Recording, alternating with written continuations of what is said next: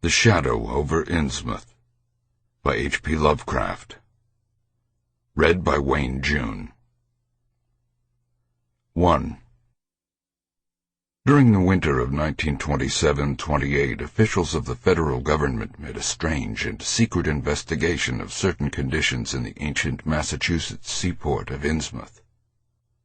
The public first learned of it in February, when a vast series of raids and arrests occurred, followed by the deliberate burning and dynamiting, under suitable precautions, of an enormous number of crumbling, worm-eaten, and supposedly empty houses along the abandoned waterfront. Uninquiring souls let this occurrence pass as one of the major clashes in a spasmodic war on liquor. Keener news followers, however, wondered at the prodigious number of arrests, the abnormally large force of men used in making them, and the secrecy surrounding the disposal of the prisoners. No trials or even definite charges were reported, nor were any of the captives seen thereafter in the regular jails of the nation.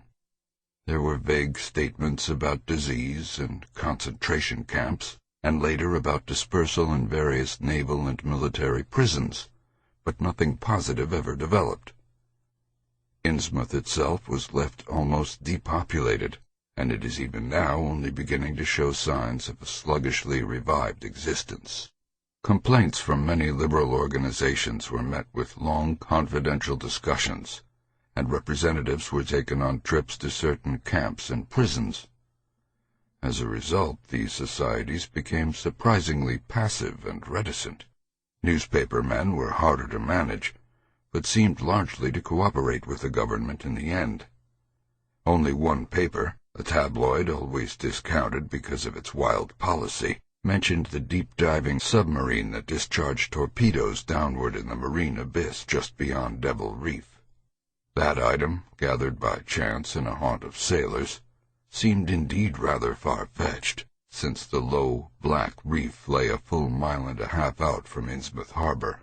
People around the country and in the nearby towns muttered a great deal among themselves, but said very little to the outer world. They had talked about dying in half-deserted Innsmouth for nearly a century, and nothing new could be wilder or more hideous than what they had whispered and hinted at years before. Many things had taught them secretiveness, and there was no need to exert pressure on them. Besides, they really knew little, for wide salt marshes, desolate and unpeopled, kept neighbors off from Innsmouth on the landward side. But at last I am going to defy the ban on speech about this thing.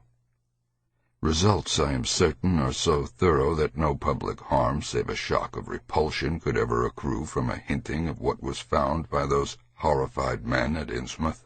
Besides, what was found might possibly have more than one explanation.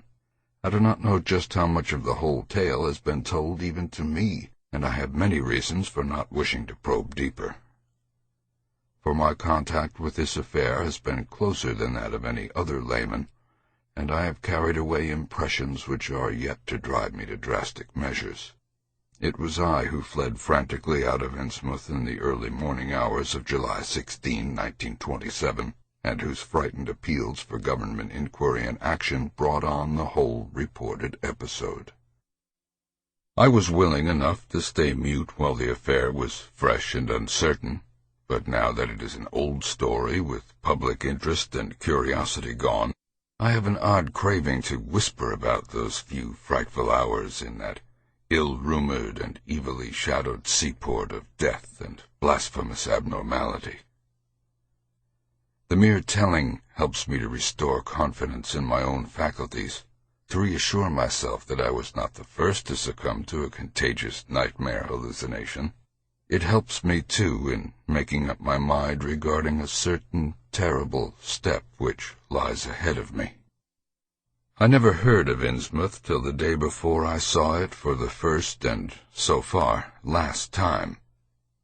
I was celebrating my coming of age by a tour of New England, sightseeing, antiquarian, and genealogical, and had planned to go directly from ancient Newburyport to Arkham, whence my mother's family was derived. I had no car, but was traveling by train, trolley, and motor-coach, always seeking the cheapest possible route. In Newburyport they told me that the steam train was the thing to take to Arkham, and it was only at the station ticket office when I demurred at the high fare that I learned about Innsmouth.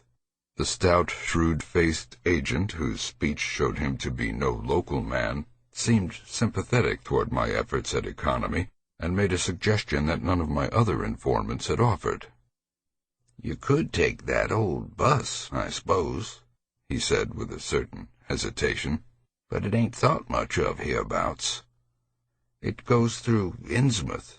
You may have heard about that. And so the people don't like it. Run by an Innsmouth fellow, Joe Sargent. But never gets any custom from here or Arkham either, I guess. Wonder it keeps running at all. I suppose it's cheap enough, but I never seen more than 2 or 3 people in it, nobody but those Innsmouth folk. Leaves the square, front of Hammond's drugstore, at 10 a.m. and 7 p.m., unless they've changed lately. Looks like a terrible rattletrap. I've never been on it." That was the first I ever heard of shadowed Innsmouth. Any reference to a town not shown on common maps or listed in recent guidebooks would have interested me, and the agent's odd manner of allusion roused something like real curiosity. A town able to inspire such dislike in its neighbors, I thought, must be at least rather unusual and worthy of a tourist's attention. If it came before Arkham, I would stop off there, and so I asked the agent to tell me something about it. He was very deliberate, and spoke with an air of feeling slightly superior to what he said. "Innsmouth?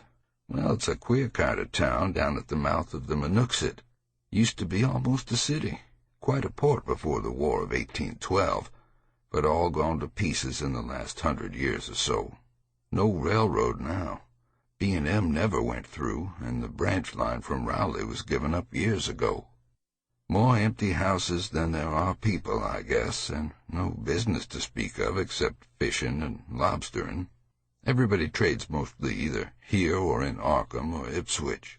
Once they had quite a few mills, but nothing's left now except one gold refinery running on the leanest kind of part-time. That refinery, though, used to be a big thing, and old man Marsh, who owns it, must be richer than Croesus. Queer old duck, though, and sticks mighty close in his home. He's supposed to have developed some skin disease or deformity late in life that makes him keep out of sight. Grandson of Captain Obed Marsh, who founded the business. His mother seems to have been some kind of foreigner. They say a South Sea Islander. So everybody raised Cain when he married an Ipswich girl 50 years ago. They always do that about Innsmouth people, and folks here and hereabouts always try to cover up any Innsmouth blood they have in 'em. But Marsh's children and grandchildren look just like anyone else, far as I can see. I've had 'em pointed out to me here. Though, come to think of it, the elder children don't seem to be around lately. Never saw the old man. And why is everybody so down on Innsmouth? Well, young fellow, you mustn't take too much stock in what people here say. They're hard to get started, but once they do get started, they never let up. They've been telling things about Innsmouth, whispering them mostly, for the last 100 years, I guess, and I gather they're more scared than anything else. Some of the stories would make you laugh. About old Captain Marsh driving bargains with the devil and bringing imps out of hell to live in Innsmouth, about some kind of devil worship and awful sacrifices in some place near the wharves that people stumbled on around 1845 or thereabouts. But I come from Panton, Vermont, and that kind of story don't go down with me. You want to hear, though, what some of the old-timers tell about the Black Reef off the coast. Devil Reef, they call it. It's well above water a good part of the time and never much below it, but at that you could hardly call it an island. Story is that there's a whole legion of devils seen sometimes on that reef, sprawled about or darting in and out of some kind of caves near the top. It's a rugged, uneven thing, a good bit over a mile out, and toward the end of shipping days sailors used to make big detours just to avoid it. That is, sailors that didn't hail from Innsmouth. One of the things they had against old Captain Marsh was that he was supposed to land on it sometimes at night when the tide was right. Maybe he did, for I dare say the rock formation was interesting, and it's just barely possible he was looking for pirate loot and maybe finding it, but there was talk of his dealing with demons there. Fact is, I guess on the whole it was really the captain that gave the bad reputation to the reef. That was before the big epidemic of 1846, when over half the folks in Innsmouth was carried off. They never did figure out what the trouble was, and it was probably some foreign kind of disease brought from China or somewhere by the shipping. It surely was bad enough. There was riots over it, and all sorts of ghastly doings that I don't believe ever got outside of town, and it left the place in awful shape. Never came back. There can't be more than 300 or 400 people living there now. But the real thing behind the way folks feel is simply race prejudice. And I don't say I'm blaming those that hold it. I hate those Innsmouth folks myself, and I wouldn't care to go to their town. I suppose you know, though I can see you're a Westerner by your talk, that a lot of our New England ships used to have to do with queer ports in Africa, Asia, the South Seas, and everywhere else, and what queer kinds of people they sometimes brought back with them. You probably heard about the Salem man that came home with a Chinese wife, and maybe you know there's still a bunch of Fiji Islanders somewhere around Cape Cod. Well, there must be something like that back of the Innsmouth people. The place always was badly cut off from the rest of the country by marshes and creeks, and we can't be sure about the ins and outs of the matter. But it's pretty clear that old Captain Marsh must have brought home some odd specimens when he had all 3 of his ships in commission back in the 20s and 30s. There certainly is a strange kind of streak in the Innsmouth folks today. I don't know how to explain it, but it sort of makes you crawl. You'll notice a little in Sargent if you take his bus. Some of 'em have queer, narrow heads with flat noses and ugly, starry eyes that never seem to shut, and their skin ain't quite right.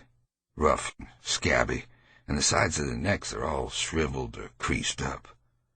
Get bald, too, very young. The older fellows look the worst. Fact is, I don't believe I've ever seen a very old chap of that kind. Guess they must die of looking in the glass. Animals hate 'em. They used to have lots of horse trouble before the autos came in. Nobody round here or in Arkham or Ipswich will have anything to do with 'em, and they act kind of offish themselves when they come to town or when anyone tries to fish on their grounds. Queer how fish are always thick off Innsmouth Harbor when there ain't any anywhere else around. But just try to fish there yourself and see how the folks chase you off. Those people used to come here on the railroad, walking and taking the train at Rowley after the branch was dropped, but now they use that bus. Yes, there's a hotel at Innsmouth called the Gilman House, but I don't believe it can amount to much. I wouldn't advise you try it. Better stay over here and take the 10 o'clock bus tomorrow morning. Then you can get an evening bus there for Arkham at 8 o'clock. There was a factory inspector who stopped at the Gilman a couple of years ago, and he had a lot of unpleasant hints about the place. Seems they get a queer crowd there, but this fellow heard voices in other rooms, though most of 'em was empty, that gave him the shivers. It was foreign talk, he thought, but he said the bad thing about it was the kind of voice that sometimes spoke. It sounded so unnatural, slopping-like, he said, that he didn't dare undress or go to sleep. Just waited up and lit out first thing in the morning. The talk went on most all night.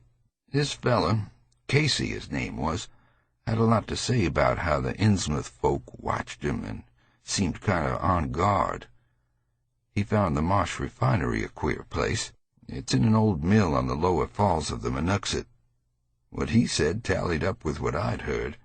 Books in bad shape, no clear account of any kind of dealings. You know, it's always been a kind of mystery where the Marshes get the gold they refine.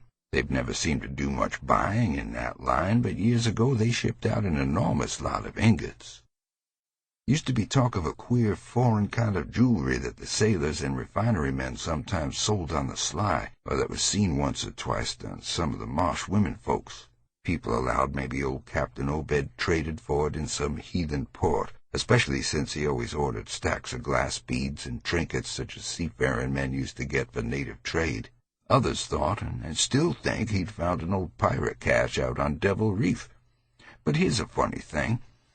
The old captain's been dead these 60 years, and there ain't been a good-sized ship out of the place since the Civil War, but just the same the Marshes still keep on buying a few of those native trade things, mostly glass and rubber gewgaws, they tell me. Maybe the Innsmouth folks likes to look at 'em themselves. God knows they've gotten to be about as bad as South Sea cannibals and Guinea savages. That plague of '46 must have taken off the best blood in the place. Anyway, they're a doubtful lot now, and the Marshes and other rich folks are as bad as any. As I told you, there probably ain't more than 400 people in the whole town in spite of all the streets they say there are. I guess they're what they call white trash down south, lawless and sly and full of secret things. They get a lot of fish and lobsters and do export 'em by truck. Queer how the fish swarm right there and nowhere else. Nobody can ever keep track of these people, and state school officials and census men have a devil of a time. You can bet that prying strangers ain't welcome around Innsmouth. I've heard personally of more than one business or government man that's disappeared there, and there's loose talk of one who went crazy and is out of Danvers now. They must have fixed up some awful scare for that fella. That's why I wouldn't go at night if I was you. I never been there and have no wish to go. But I guess a daytime trip couldn't hurt you, even though the people hereabouts will advise you not to make it. If you're just sightseeing and looking for old-time stuff, Innsmouth ought to be quite a place for you. And so I spent part of that evening at the Newburyport Public Library looking up data about Innsmouth. When I had tried to question the natives in the shops, the lunchroom, the garages, and the fire station, I had found them even harder to get started than the ticket agent had predicted, and realized that I could not spare the time to overcome their first instinctive reticence. They had a kind of obscure suspiciousness, as if there was something amiss with anyone too much interested in Innsmouth. At the YMCA, where I was stopping, the clerk merely discouraged my going to such a dismal, decadent place, and the people at the library showed much the same attitude. Clearly, in the eyes of the educated, Innsmouth was merely an exaggerated case of civic degeneration. The Essex County histories on the library shelves had very little to say, except that the town was founded in 1643, noted for shipbuilding before the Revolution, a seat of great marine prosperity in the early 19th century, and later a minor factory center using the Monuxet as power. The epidemic and riots of 1846 were very sparsely treated, as if they formed a discredit to the county. References to the decline were few, though the significance of the later record was unmistakable. After the Civil War, all industrial life was confined to the Marsh Refining Company, and the marketing of gold ingots formed the only remaining bit of major commerce aside from the eternal fishing. That fishing paid less and less as the price of the commodity fell and large-scale corporations offered competition, but there was never a dearth of fish around Innsmouth harbor. Foreigners seldom settled there, and there was some discreetly veiled evidence that a number of Poles and Portuguese who had tried it had been scattered in a peculiarly drastic fashion. Most interesting of all was a glancing reference to the strange jewelry vaguely associated with Innsmouth. It had evidently impressed the whole countryside more than a little, for mention was made of specimens in the museum of Miskatonic University at Arkham and in the display room of the Newburyport Historical Society. The fragmentary descriptions of these things were bald and prosaic, but they hinted to me an undercurrent of persistent strangeness. Something about them seemed so odd and provocative that I could not put them out of my mind, and despite the relative lateness of the hour I resolved to see the local sample, said to be a large, queerly proportioned thing evidently meant for a tiara, if it could possibly be arranged. The librarian gave me a note of introduction to the curator of the society, a Miss Anna Tilton, who lived nearby, and after a brief explanation that ancient gentlewoman was kind enough to pilot me into the closed building, since the hour was not outrageously late. The collection was a notable one indeed, but in my present mood I had eyes for nothing but the bizarre object which glistened in a corner cupboard under the electric lights. It took no excessive sensitiveness to beauty to make me literally gasp at the strange, unearthly splendor of the alien, opulent fantasy that rested there on a purple velvet cushion. Even now I can hardly describe what I saw, though it was clearly enough a sort of tiara, as the description had said. It was tall in front, and with a very large and curiously irregular periphery, as if designed for a head of almost freakishly elliptical outline. The material seemed to be predominantly gold, though a weird, lighter lustrousness hinted at some strange alloy with an equally beautiful and scarcely identifiable metal. Its condition was almost perfect, and one could have spent hours in studying the striking and puzzlingly untraditional designs, some simply geometrical, some plainly marine, chased or molded in high relief on its surface with a craftsmanship of incredible skill and grace. The longer I looked, the more the thing fascinated me, and in this fascination there was a curiously disturbing element hardly to be classified or accounted for. At first I decided that it was the queer, otherworldly quality of the art which made me uneasy. All other art objects I had ever seen either belonged to some known racial or national stream, or else were consciously modernistic defiances of every recognized stream. This tiara was neither.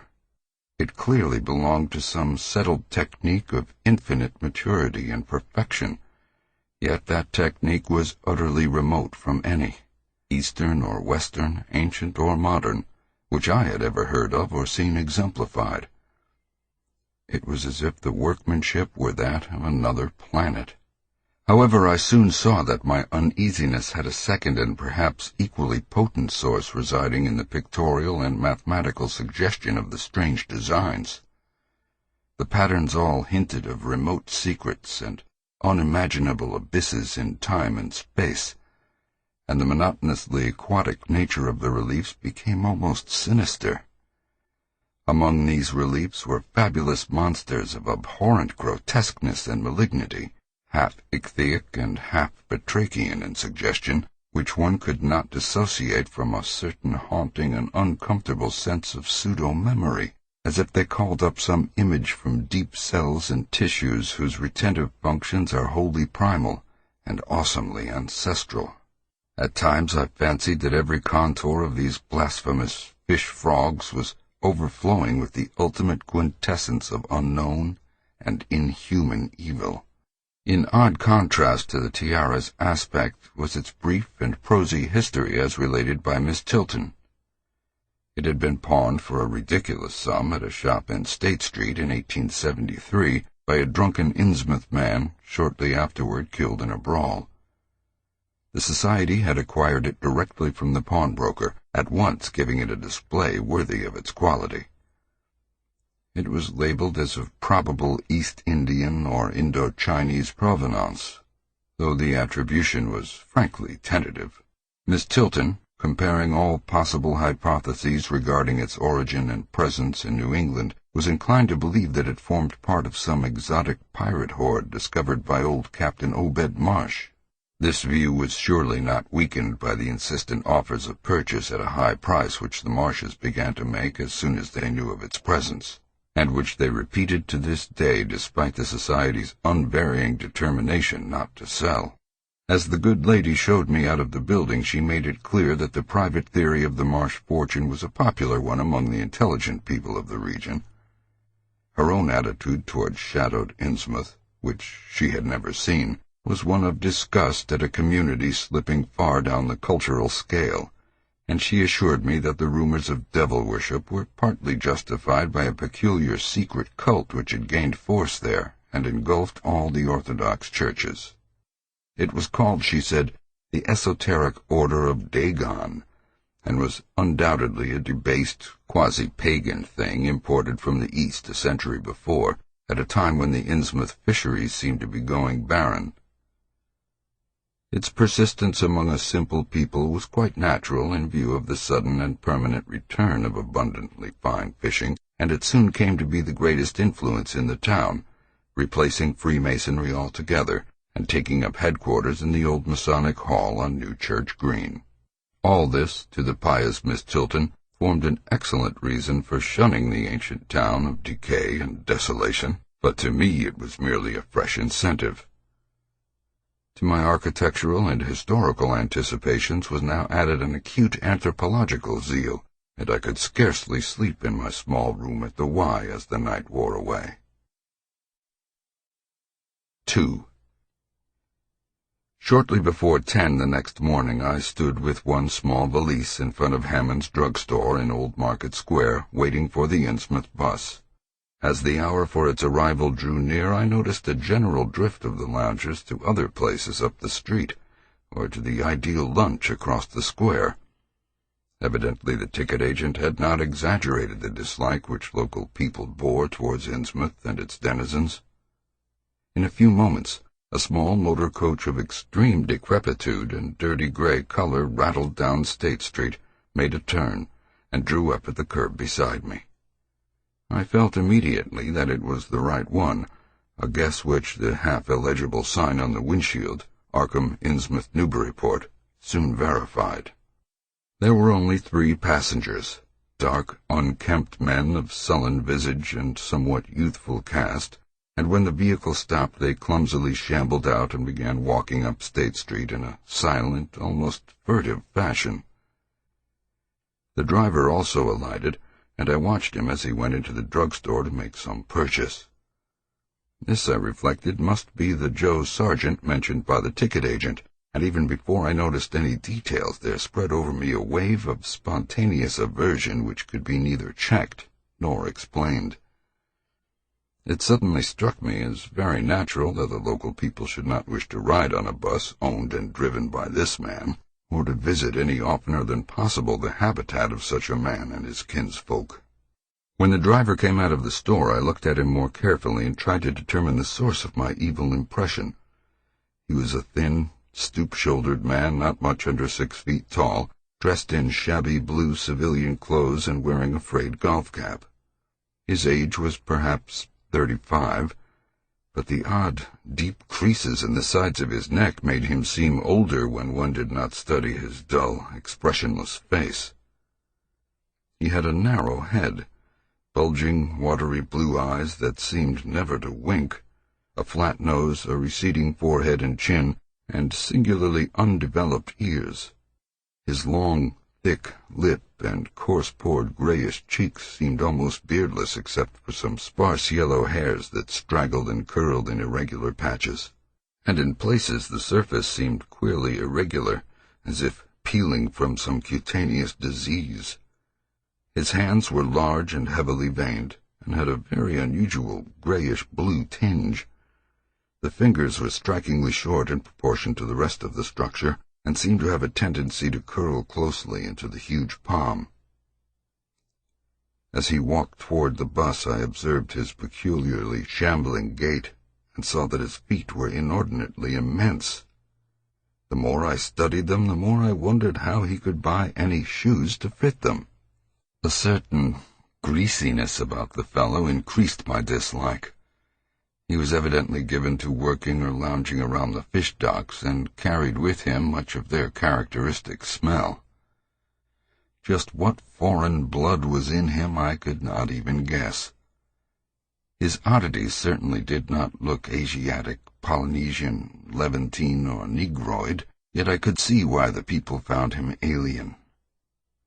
I myself would have thought of biological degeneration rather than alienage. I was sorry when I saw there would be no other passengers on the bus. Somehow I did not like the idea of riding alone with this driver. But as leaving time obviously approached, I conquered my qualms and followed the man aboard, extending him a $1 bill and murmuring the single word, Innsmouth. He looked curiously at me for a second as he returned 40 cents change without speaking. I took a seat far behind him, but on the same side of the bus, since I wished to watch the shore during the journey. At length the decrepit vehicle started with a jerk and rattled noisily past the old brick buildings of State Street amidst a cloud of vapor from the exhaust. Glancing at the people on the sidewalks, I thought I detected in them a curious wish to avoid looking at the bus, or at least a wish to avoid seeming to look at it. Then we turned to the left into High Street, where the going was smoother. flying by stately old mansions of the early Republic and still older colonial farmhouses, passing the Lower Green and Parker River, and finally emerging into a long, monotonous stretch of open shore country. The day was warm and sunny, but the landscape of sand and sedge-grass and stunted shrubbery became more desolate as we proceeded. Out of the window I could see the blue water and the sandy line of Plum Island, and we presently drew very near the beach as our narrow road veered off from the main highway to Rowley and Ipswich. There were no visible houses, and I could tell by the state of the road that traffic was very light hereabouts. The weather-worn telephone poles carried only 2 wires. Now and then we crossed crude wooden bridges over tidal creeks that wound far inland and promoted the general isolation of the region. Once in a while I noticed dead stumps and crumbling foundation walls above the drifting sand, and recalled the old tradition quoted in one of the histories I had read, that this was once a fertile and thickly settled countryside. The change, it was said, came simultaneously with the Innsmouth epidemic of 1846, and was thought by simple folk to have a dark connection with hidden forces of evil. Actually, it was caused by the unwise cutting of woodlands near the shore, which robbed the soil of the best protection and opened the way for waves of wind-blown sand. At last we lost sight of Plum Island and saw the vast expanse of the open Atlantic on our left. Our narrow course began to climb steeply, and I felt a singular sense of disquiet in looking at the lonely crest ahead where the rutted roadway met the sky. It was as if the bus were about to keep on in its ascent, leaving the sane earth altogether, and merging with the unknown arcana of upper air and cryptical sky. The smell of the sea took on ominous implications, and the silent driver's bent, rigid back and narrow head became more and more hateful. As I looked at him, I saw the back of his head was almost as hairless as his face, having only a few straggling yellow strands upon a gray, scabrous surface. Then we reached the crest and beheld the outspread valley beyond, where the Monoxet joins the sea just north of the long line of cliffs that culminate in Kingsport Head and veer off toward Cape Ann. On the far misty horizon I could just make out the dizzy profile of the head, topped by the queer ancient house of which so many legends are told. But for the moment all my attention was captured by the nearer panorama just below me. I had, I realized, come face to face with rumor-shadowed Innsmouth.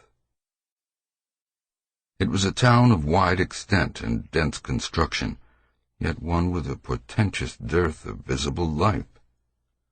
From the tangle of chimney-pots scarcely a wisp of smoke came, and the 3 tall steeples loomed stark and unpainted against the seaward horizon. One of them was crumbling down at the top, and in that and another there were only black, gaping holes where clock dials should have been. The vast huddle of sagging gambrel roofs and peaked gables conveyed with offensive clearness the idea of wormy decay, and as we approached along the now descending road I could see that many roofs had wholly caved in. There were some large, square Georgian houses, too, with hipped roofs, cupolas, and railed widows' walks. These were mostly well back from the water, and 1 or 2 seemed to be in moderately sound condition. Stretching inland from among them I saw the rusted, grass-grown line of the abandoned railway, with leaning telegraph poles now devoid of wires, and the half-obscured lines of the old carriage roads to Rowley and Ipswich. The decay was worst close to the waterfront, though in its very midst I could spy the white belfry of a well-preserved brick structure which looked like a small factory. The harbor, long clogged with sand, was enclosed by an ancient stone breakwater, on which I could begin to discern the minute forms of a few seated fishermen, and at whose end were what looked like the foundations of a bygone lighthouse. A sandy tongue had formed inside this barrier, and upon it I saw a few decrepit cabins, moored dories, and scattered lobster pots. The only deep water seemed to be where the river poured out past the belfried structure and turned southward to join the ocean at the breakwater's end. Here and there the ruins of wharves jutted out from the shore to end in indeterminate rottenness, those farthest south seeming the most decayed, and far out at sea, despite a high tide, I glimpsed a long black line scarcely rising above the water, yet carrying a suggestion of odd, latent malignancy. This, I knew, must be Devil Reef. As I looked, a subtle, curious sense of beckoning seemed superadded to the grim repulsion, and, oddly enough, I found this overtone more disturbing than the primary impression. We met no one on the road, but presently began to pass deserted farms in varying stages of ruin. Then I noticed a few inhabited houses with rags stuffed in the broken windows and shells and dead fish lying about the littered yards. Once or twice I saw listless-looking people working in barren gardens or digging clams on the fishy-smelling beach below, and groups of dirty, simian-visaged children playing around weed-grown doorsteps. Somehow these people seemed more disquieting than the dismal buildings, for almost every one had certain peculiarities of face and motions which I instinctively disliked, without being able to define or comprehend them. For a second I thought this typical physique suggested some picture I had seen, perhaps in a book, under circumstances of particular horror or melancholy, but this pseudo-recollection passed very quickly. As the bus reached a lower level, I began to catch the steady note of a waterfall through the unnatural stillness. The leaning, unpainted houses grew thicker, lined both sides of the road, and displayed more urban tendencies than did those we were leaving behind. The panorama ahead had contracted to a street scene, and in spots I could see where a cobblestone pavement and stretches of brick sidewalk had formerly existed. All the houses were apparently deserted, and there were occasional gaps where tumble-down chimneys and cellar walls told of buildings that had collapsed. Pervading everything was the most nauseous, fishy odor imaginable. Soon cross-streets and junctions began to appear, those on the left leading to shoreward realms of unpaved squalor and decay, while those on the right showed vistas of departed grandeur. So far I had seen no people in the town, but there now came signs of a sparse habitation, curtained windows here and there, and an occasional battered motor car at the curb. Pavement and sidewalks were increasingly well defined, and though most of the houses were quite old, wood and brick structures of the early 19th century, they were obviously kept fit for habitation. As an amateur antiquarian, I almost lost my olfactory disgust and my feeling of menace and repulsion amidst this rich, unaltered survival from the past. But I was not to reach my destination without one very strong impression of poignantly disagreeable quality. The bus had come to a sort of open concourse or radial point with churches on two sides, and the bedraggled remains of a circular green in the center, and I was looking at a large pillared hall on the right-hand junction ahead. The structure's once white paint was now gray and peeling, and the black and gold sign on the pediment was so faded that I could only with difficulty make out the words, Esoteric Order of Dagon. This, then, was the former Masonic hall now given over to a degraded cult. As I strained to decipher this inscription, my notice was distracted by the raucous tones of a cracked bell across the street, and I quickly turned to look out the window on my side of the coach. The sound came from a squat stone church of manifestly later date than most of the houses, built in a clumsy Gothic fashion and having a disproportionately high basement with shuttered windows. Though the hands of its clock were missing on the side I glimpsed, I knew that those hoarse strokes were tolling the hour of 11. Then suddenly all thoughts of time were blotted out by an onrushing image of sharp intensity and unaccountable horror which had seized me before I knew what it really was. The door of the church basement was open, revealing a rectangle of blackness inside, and as I looked, a certain object crossed or seemed to cross that dark rectangle, burning into my brain a momentary conception of nightmare which was all the more maddening because analysis could not show a single nightmarish quality in it. It was a living object, the first except the driver that I had seen since entering the compact part of the town, and had I been in a steadier mood I would have found nothing whatever of terror in it. Clearly, as I realized a moment later, it was the pastor, clad in some peculiar vestments, doubtless introduced since the Order of Dagon had modified the ritual of the local churches. The thing which had probably caught my first subconscious glance and supplied the touch of bizarre horror was the tall tiara he wore, an almost exact duplicate of the one Miss Tilton had shown me the previous evening. This, acting on my imagination, had supplied namelessly sinister qualities to the indeterminate face and robed, shambling form beneath it. There was not, I soon decided, any reason why I should have felt that shuddering touch of evil pseudo-memory. Was it not natural that a local mystery cult should adopt among its regimentals an unique type of headdress made familiar to the community in some strange way, perhaps as treasure trove? A very thin sprinkling of repellent-looking youngish people now became visible on the sidewalks, lone individuals and silent knots of 2 or 3. The lower floors of the crumbling houses sometimes harbored small shops with dingy signs, and I noticed a parked truck or two as we rattled along. The sound of waterfalls became more and more distinct, and presently I saw a fairly deep river gorge ahead, spanned by a wide, iron-railed highway bridge beyond which a large square opened out. As we clanked over the bridge, I looked out on both sides and observed some factory buildings on the edge of the grassy bluff or part way down. The water far below was very abundant, and I could see 2 vigorous sets of falls upstream on my right and at least one downstream on my left. From this point the noise was quite deafening. Then we rolled into a large semicircular square across the river and drew up on the right-hand side in front of a tall, cupola-crowned building with remnants of yellow paint and a half-effaced sign proclaiming it to be the Gilman House. I was glad to get out of that bus and at once proceeded to check my valise in the shabby hotel lobby. There was only one person in sight, an elderly man without what I had come to call the Innsmouth look, and I decided not to ask him any of the questions which bothered me, remembering that odd things had been noticed in this hotel. Instead, I strolled out on the square from which the bus had already gone, and studied the scene minutely and appraisingly.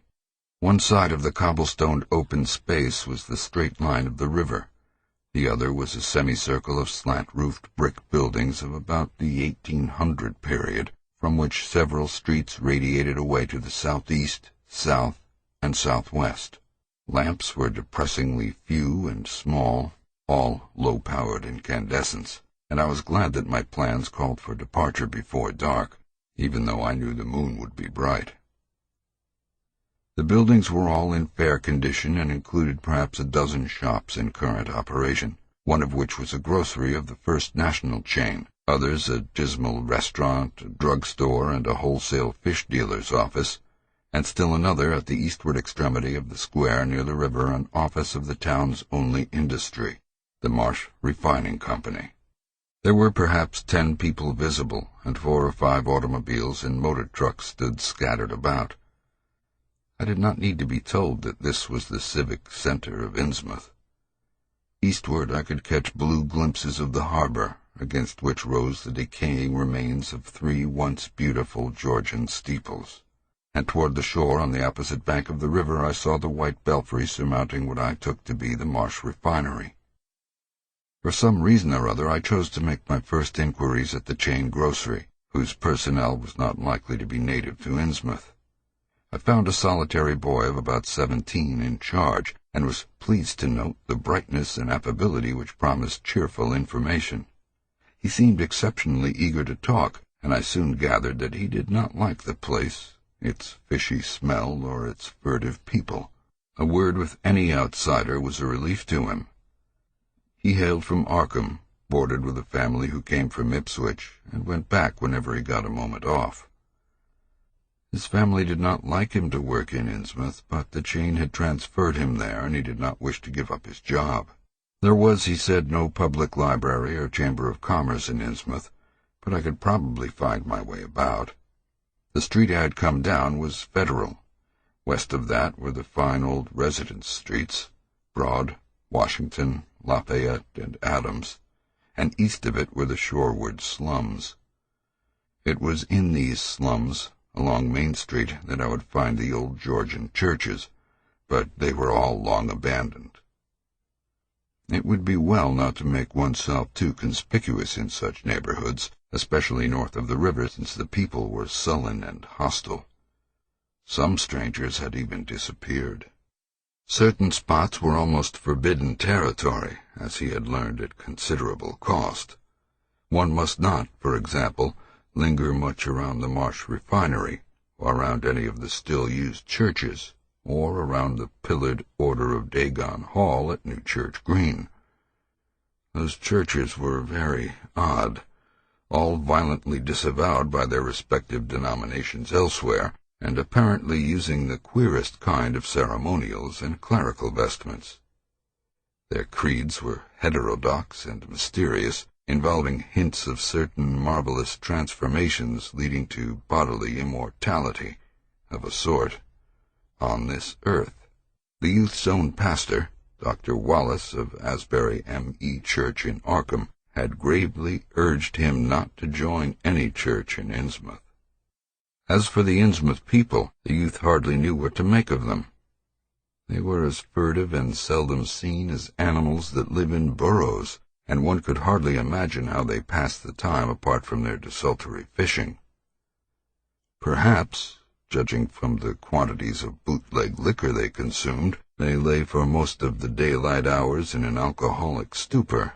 They seemed sullenly banded together in some sort of fellowship and understanding, despising the world as if they had access to other and preferable spheres of entity. Their appearance, especially those staring, unwinking eyes which one never saw shut, was certainly shocking enough, and their voices were disgusting. It was awful to hear them chanting in their churches at night, and especially during their main festivals or revivals, which fell twice a year on April 30th and October 31st. They were very fond of the water, and swam a great deal in both river and harbor. Swimming races out to Devil Reef were very common, and everyone in sight seemed well able to share in this arduous sport. When one came to think of it, it was generally only rather young people who were seen about in public, and of these the oldest were apt to be the most tainted-looking. When exceptions did occur, they were mostly persons with no trace of aberrancy, like the old clerk at the hotel. One wondered what became of the bulk of the older folk, and whether the Innsmouth look were not a strange and insidious disease phenomenon which increased its hold as years advanced. Only a very rare affliction, of course, could bring about such vast and radical anatomical changes in a single individual after maturity, changes invoking osseous factors as basic as the shape of the skull. But then even this aspect was no more baffling and unheard of than the visible features of the malady as a whole.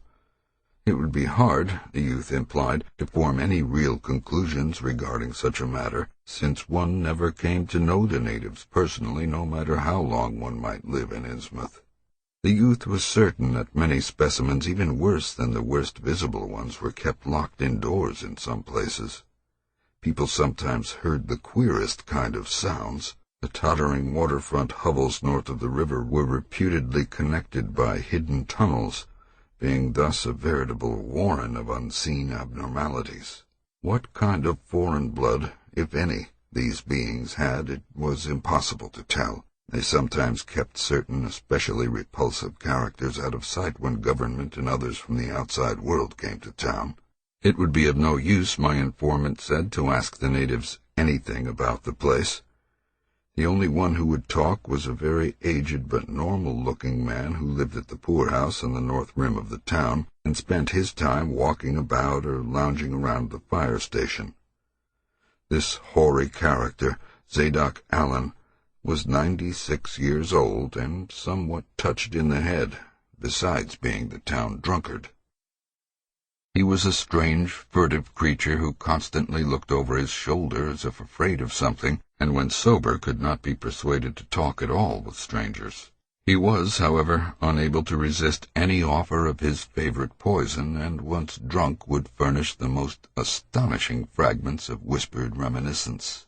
After all, though, little useful data could be gained from him, since his stories were all insane, incomplete hints of impossible marvels and horrors which could have no source save in his own disordered fancy. Nobody ever believed him. But the natives did not like him to drink and talk with strangers, and it was not always safe to be seen questioning him. It was probably from him that some of the wildest popular whispers and delusions were derived. Several non-native residents had reported monstrous glimpses from time to time, but between old Zadok's tales and the malformed inhabitants, it was no wonder such illusions were current. None of the non-natives ever stayed out late at night, there being a widespread impression that it was not wise to do so. Besides, the streets were loathsomely dark. As for business, the abundance of fish was certainly almost uncanny, but the natives were taking less and less advantage of it. Moreover, prices were falling and competition was growing. Of course, the town's real business was the refinery, whose commercial office was on the square only a few doors east of where we stood. Old Man Marsh was never seen, but sometimes went to the works in a closed, curtained car. There were all sorts of rumors about how Marsh had come to look. He had once been a great dandy, and people said he still wore the frock-coated finery of the Edwardian age, curiously adapted to certain deformities.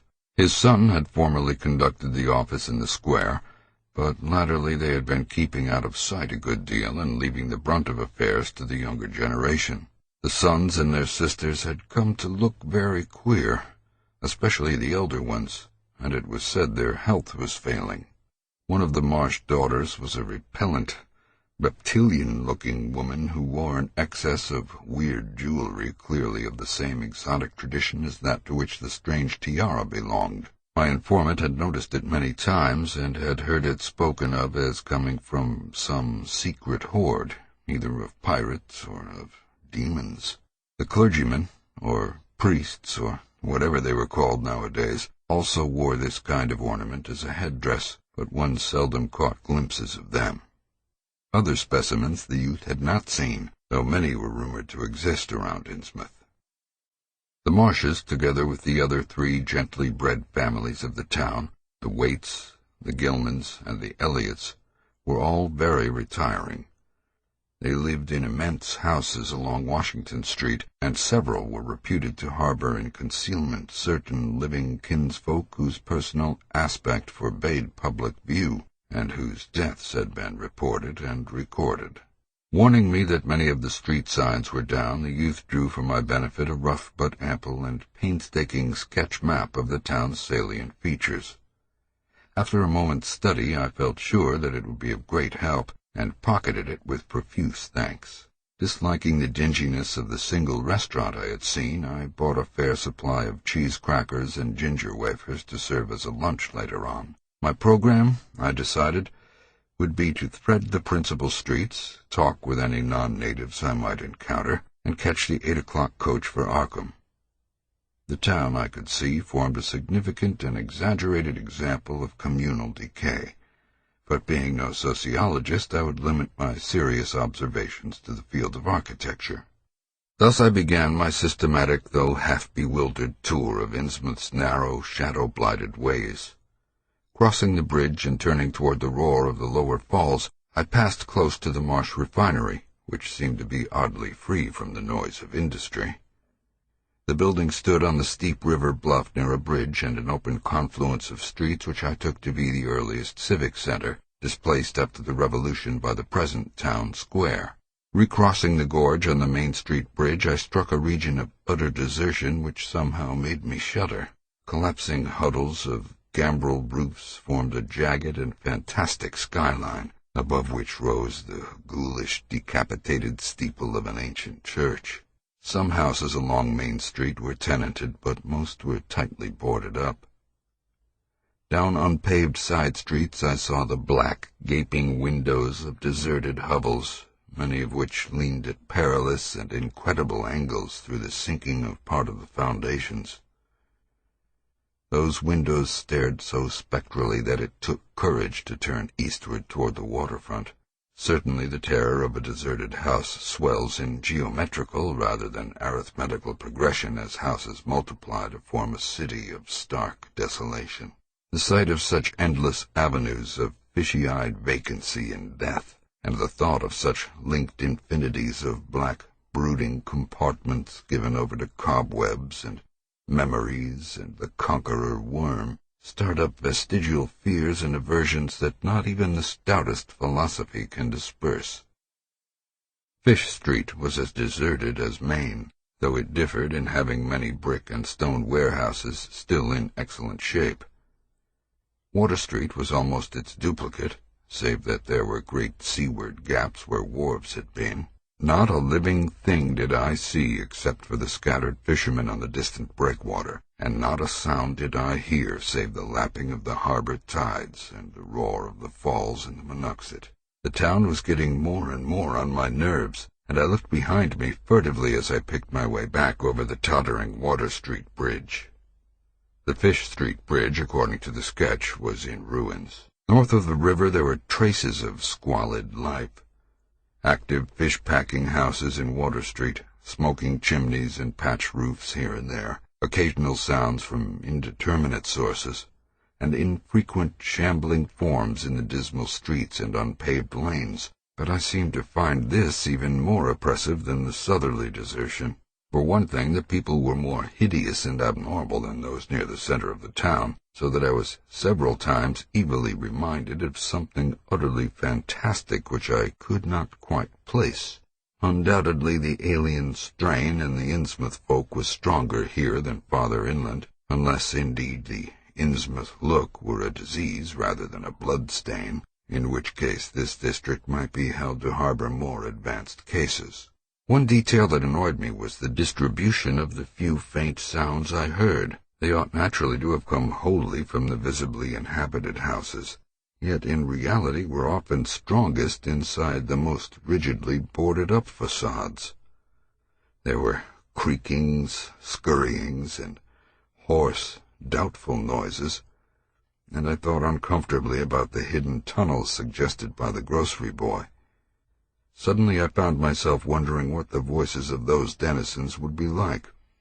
I had heard no speech so far in this quarter, and was unaccountably anxious not to do so. Pausing only long enough to look at two fine but ruinous old churches at Main and Church Streets, I hastened out of that vile waterfront slum. My next logical goal was New Church Green, but somehow or other I could not bear to repass the church in whose basement I had glimpsed the inexplicably frightening form of that strangely diademed priest or pastor. Besides, the grocery youth had told me that churches, as well as the Order of Dagon Hall, were not advisable neighborhoods for strangers. Accordingly, I kept north along Main to Martin, then turning inland, crossing Federal Street safely north of the Green, and entering the decayed patrician neighborhood of Northern Broad, Washington, Lafayette, and Adams Streets. Though these stately old avenues were ill-surfaced and unkempt, their elm-shaded dignity had not entirely departed. Mansion after mansion claimed my gaze, most of them decrepit and boarded up amidst neglected grounds, but one or two in each street showing signs of occupancy. In Washington Street there was a row of 4 or 5 in excellent repair, and with finely tended lawns and gardens. The most sumptuous of these, with wide terraced parterres extending back the whole way to Lafayette Street, I took to be the home of Old Man Marsh, the afflicted refinery owner. In all these streets no living thing was visible, and I wondered at the complete absence of cats and dogs from Innsmouth. Another thing which puzzled and disturbed me, even in some of the best-preserved mansions, was the tightly shuttered condition of many third-story and attic windows. Furtiveness and secretiveness seemed universal in this hushed city of alienage and death, and I could not escape the sensation of being watched from ambush on every hand by sly, staring eyes that never shut. I shivered as the cracked stroke of 3 sounded from a belfry on my left. Too well did I recall the squat church from which those notes came. Following Washington Street toward the river, I now faced a new zone of former industry and commerce, noting the ruins of a factory ahead and seeing others, with the traces of an old railway station and covered railway bridge beyond, up the gorge on my right. The uncertain bridge now before me was posted with a warning sign, but I took the risk and crossed again to the south bank where traces of life reappeared. Furtive, shambling creatures stared cryptically in my direction, and the more normal faces eyed me coldly and curiously. Innsmouth was rapidly becoming intolerable, and I turned down Payne Street toward the square in the hope of getting some vehicle to take me to Arkham before the still distant starting time of that sinister bus. It was then that I saw the tumble-down fire station on my left, and noticed the red-faced, bushy-bearded, watery-eyed old man in nondescript rags, who sat on a bench in front of it talking with a pair of unkempt but not abnormal-looking firemen. This, of course, must be Zadok Allen, the half-crazed, liquorish nonagenarian whose tales of old Innsmouth in its shadow were so hideous and incredible. 3. It must have been some imp of the perverse, or some sardonic pull from dark, hidden sources, which made me change my plans as I did. I had long before resolved to limit my observations to architecture alone, and I was even then hurrying toward the square in an effort to get quick transportation out of this festering city of death and decay. But the sight of old Zadok Allen set up new currents in my mind and made me slacken my pace uncertainly. I had been assured that the old man could do nothing but hint at wild, disjointed, and incredible legends, and I had been warned that the natives made it unsafe to be seen talking with him. Yet the thought of this aged witness to the town's decay, with memories going back to the early days of ships and factories, was a lure that no amount of reason could make me resist. After all, the strangest and maddest of myths are often merely symbols or allegories based upon truth, and old Zadok must have seen everything which went on around Innsmouth for the last 90 years. Curiosity flared up beyond sense and caution, and in my youthful egotism I fancied I might be able to sift a nucleus of real history from the confused, extravagant outpouring I would probably extract with the aid of raw whiskey. I knew that I could not accost him then and there, for the firemen would surely notice and object. Instead, I reflected, I would prepare by getting some bootleg liquor at a place where the grocery boy had told me it was plentiful. Then I would loaf near the fire station in apparent casualness, and fall in with old Zadok after he had started on one of his frequent rambles. The youth had said that he was very restless, seldom sitting around the station for more than an hour or two at a time. A quart bottle of whiskey was easily, though not cheaply, obtained in the rear of a dingy variety store just off the square in Elliott Street.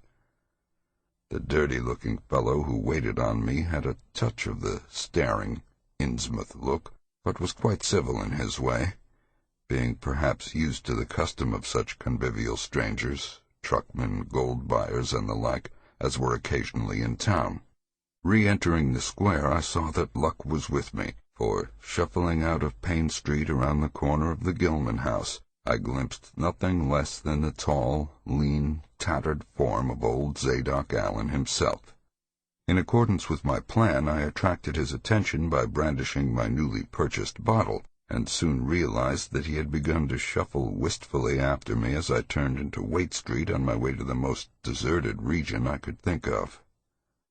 I was steering my course by the map the grocery boy had prepared, and was aiming for the wholly abandoned stretch of southern waterfront which I had previously visited. The only people in sight there had been the fishermen on the distant breakwater, and by going a few squares south I could get beyond the range of these, finding a pair of seats on some abandoned wharf and being free to question old Zadok unobserved for an indefinite time. Before I reached Main Street I could hear a faint and wheezy, "Hey, mister," behind me, and I presently allowed the old man to catch up and take copious pulls from the quart bottle. I began putting out feelers as we walked amidst the omnipresent desolation and crazily tilted ruins, but found that the aged tongue did not loosen as quickly as I had expected. At length I saw a grass-grown opening toward the sea between crumbling brick walls, with the weedy length of an earth and masonry wharf projecting beyond. Piles of moss-covered stones near the water promised tolerable seats, and the scene was sheltered from all possible view by a ruined warehouse on the north. Here, I thought, was the ideal place for a long, secret colloquy. So I guided my companion down the lane and picked out spots to sit in among the mossy stones. The air of death and desertion was ghoulish, and the smell of fish almost insufferable, but I was resolved to let nothing deter me. About 4 hours remained for conversation if I were to catch the 8 o'clock coach for Arkham, and I began to dole out more liquor to the ancient tippler, meanwhile eating my own frugal lunch. In my donations I was careful not to overshoot the mark, for I did not wish Zadok's vinous garrulousness to pass into a stupor. After an hour his furtive taciturnity showed signs of disappearing, but much to my disappointment he still sidetracked my questions about Innsmouth and its shadow-haunted past. He would babble of current topics, revealing a wide acquaintance with newspapers and a great tendency to philosophize in a sententious village fashion. Toward the end of the second hour I feared my quart of whiskey would not be enough to produce results, and was wondering whether I had better leave old Zadok and go back for more. Just then, however, chance made the opening which my questions had been unable to make, and the wheezing ancient's rambling took a turn that caused me to lean forward and listen alertly. My back was toward the fishy-smelling sea, but he was facing it, and something or other had caused his wandering gaze to light on the low, distant line of Devil Reef, then showing plainly and almost fascinatingly above the waves. The sight seemed to displease him, for he began a series of weak curses which ended in a confidential whisper and a knowing leer. He bent toward me, took hold of my coat lapel, and hissed out some hints that could not be mistaken.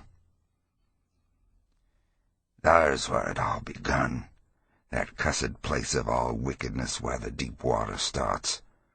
Gate of hell. Sheer drop down to a bottom no sound in line can tetch.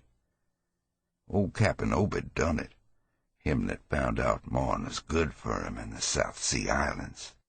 Everybody was in a bad way them days.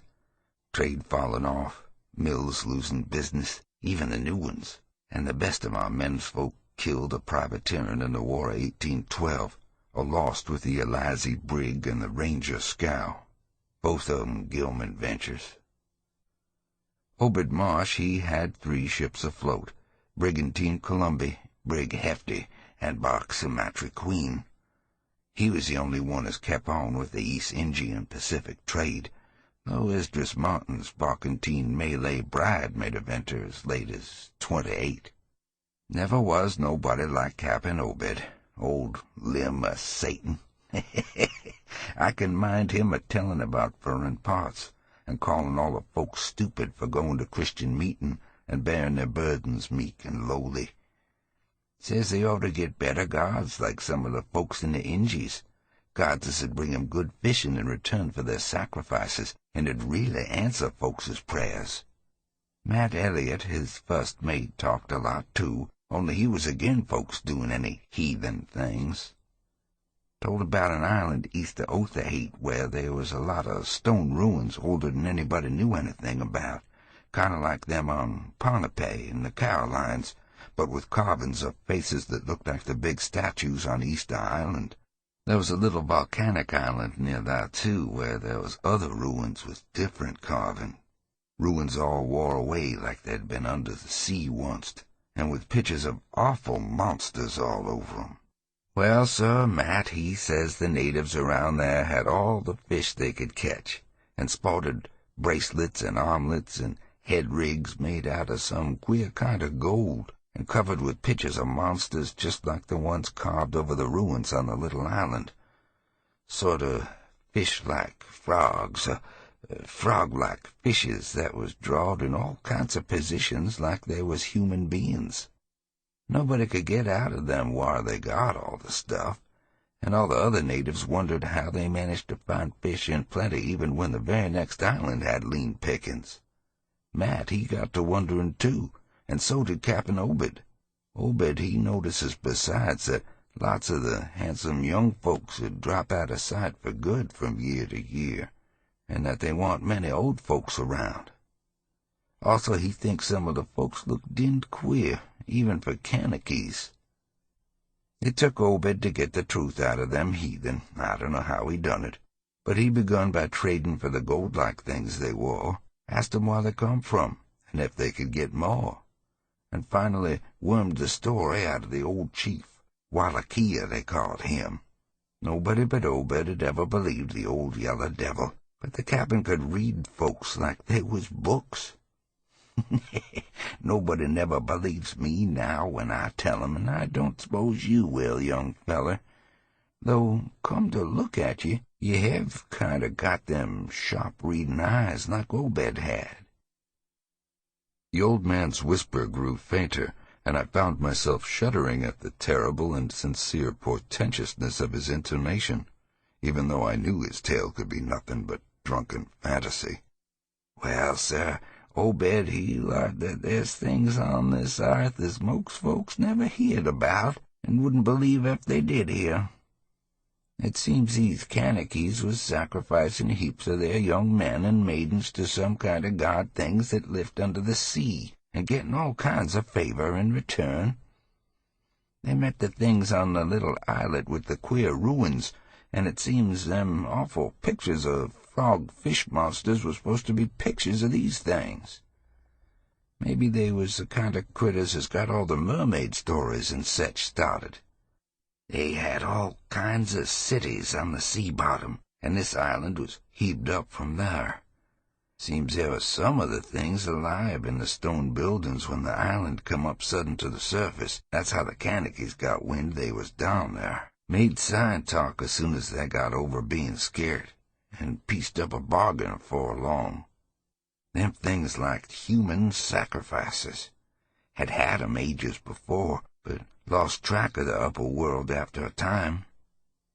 What they done to the victims it ain't for me to say, and I guess Obed wasn't none too sharp about asking. But it was all right with the heathens because they'd been having a hard time and was desperate about everything. They'd give a certain number of young folks to the sea things twice every year, May Eve and Halloween, regular as could be. Also give 'em some of the carved knickknacks they made. What the things agreed to give in return was plenty of fish. They druv 'em in from all over the sea, and a few gold-like things now and then. Well, as I says, the natives met the things on the little volcanic islet, going there in canoes with the sacrifices, etc., and bringing back any of the gold-like jewels as was coming to 'em. At first the things never did go on to the main island, but after a time they come to want to. Seems they hankered after mixing with folks and having giant ceremonies on the big days, May Eve and Halloween. You see, they was able to live both in and out the water, what they called amphibians, I guess. The Kanakees told 'em as how folks from the other islands might want to wipe 'em out if they got wind of them being there, but they says they don't care much 'cause they could wipe out the whole brood of humans if they was willing to bother. That is, any as didn't have certain signs such as was used once by the lost old ones, whoever they was. But not wanting to bother, they'd lay low when anybody visited the island. When it come to mating with them toad-looking fishes, the Kanakees kind of balked, but finally they learned something as put a new face on the matter. Seems that human folks has got a kind of relation to such water beasts, that everything alive come out of the water once and only needs a little change to go back again.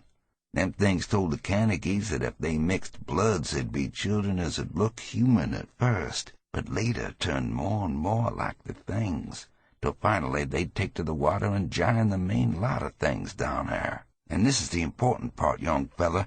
Them as turned into fish things and went into the water wouldn't never die.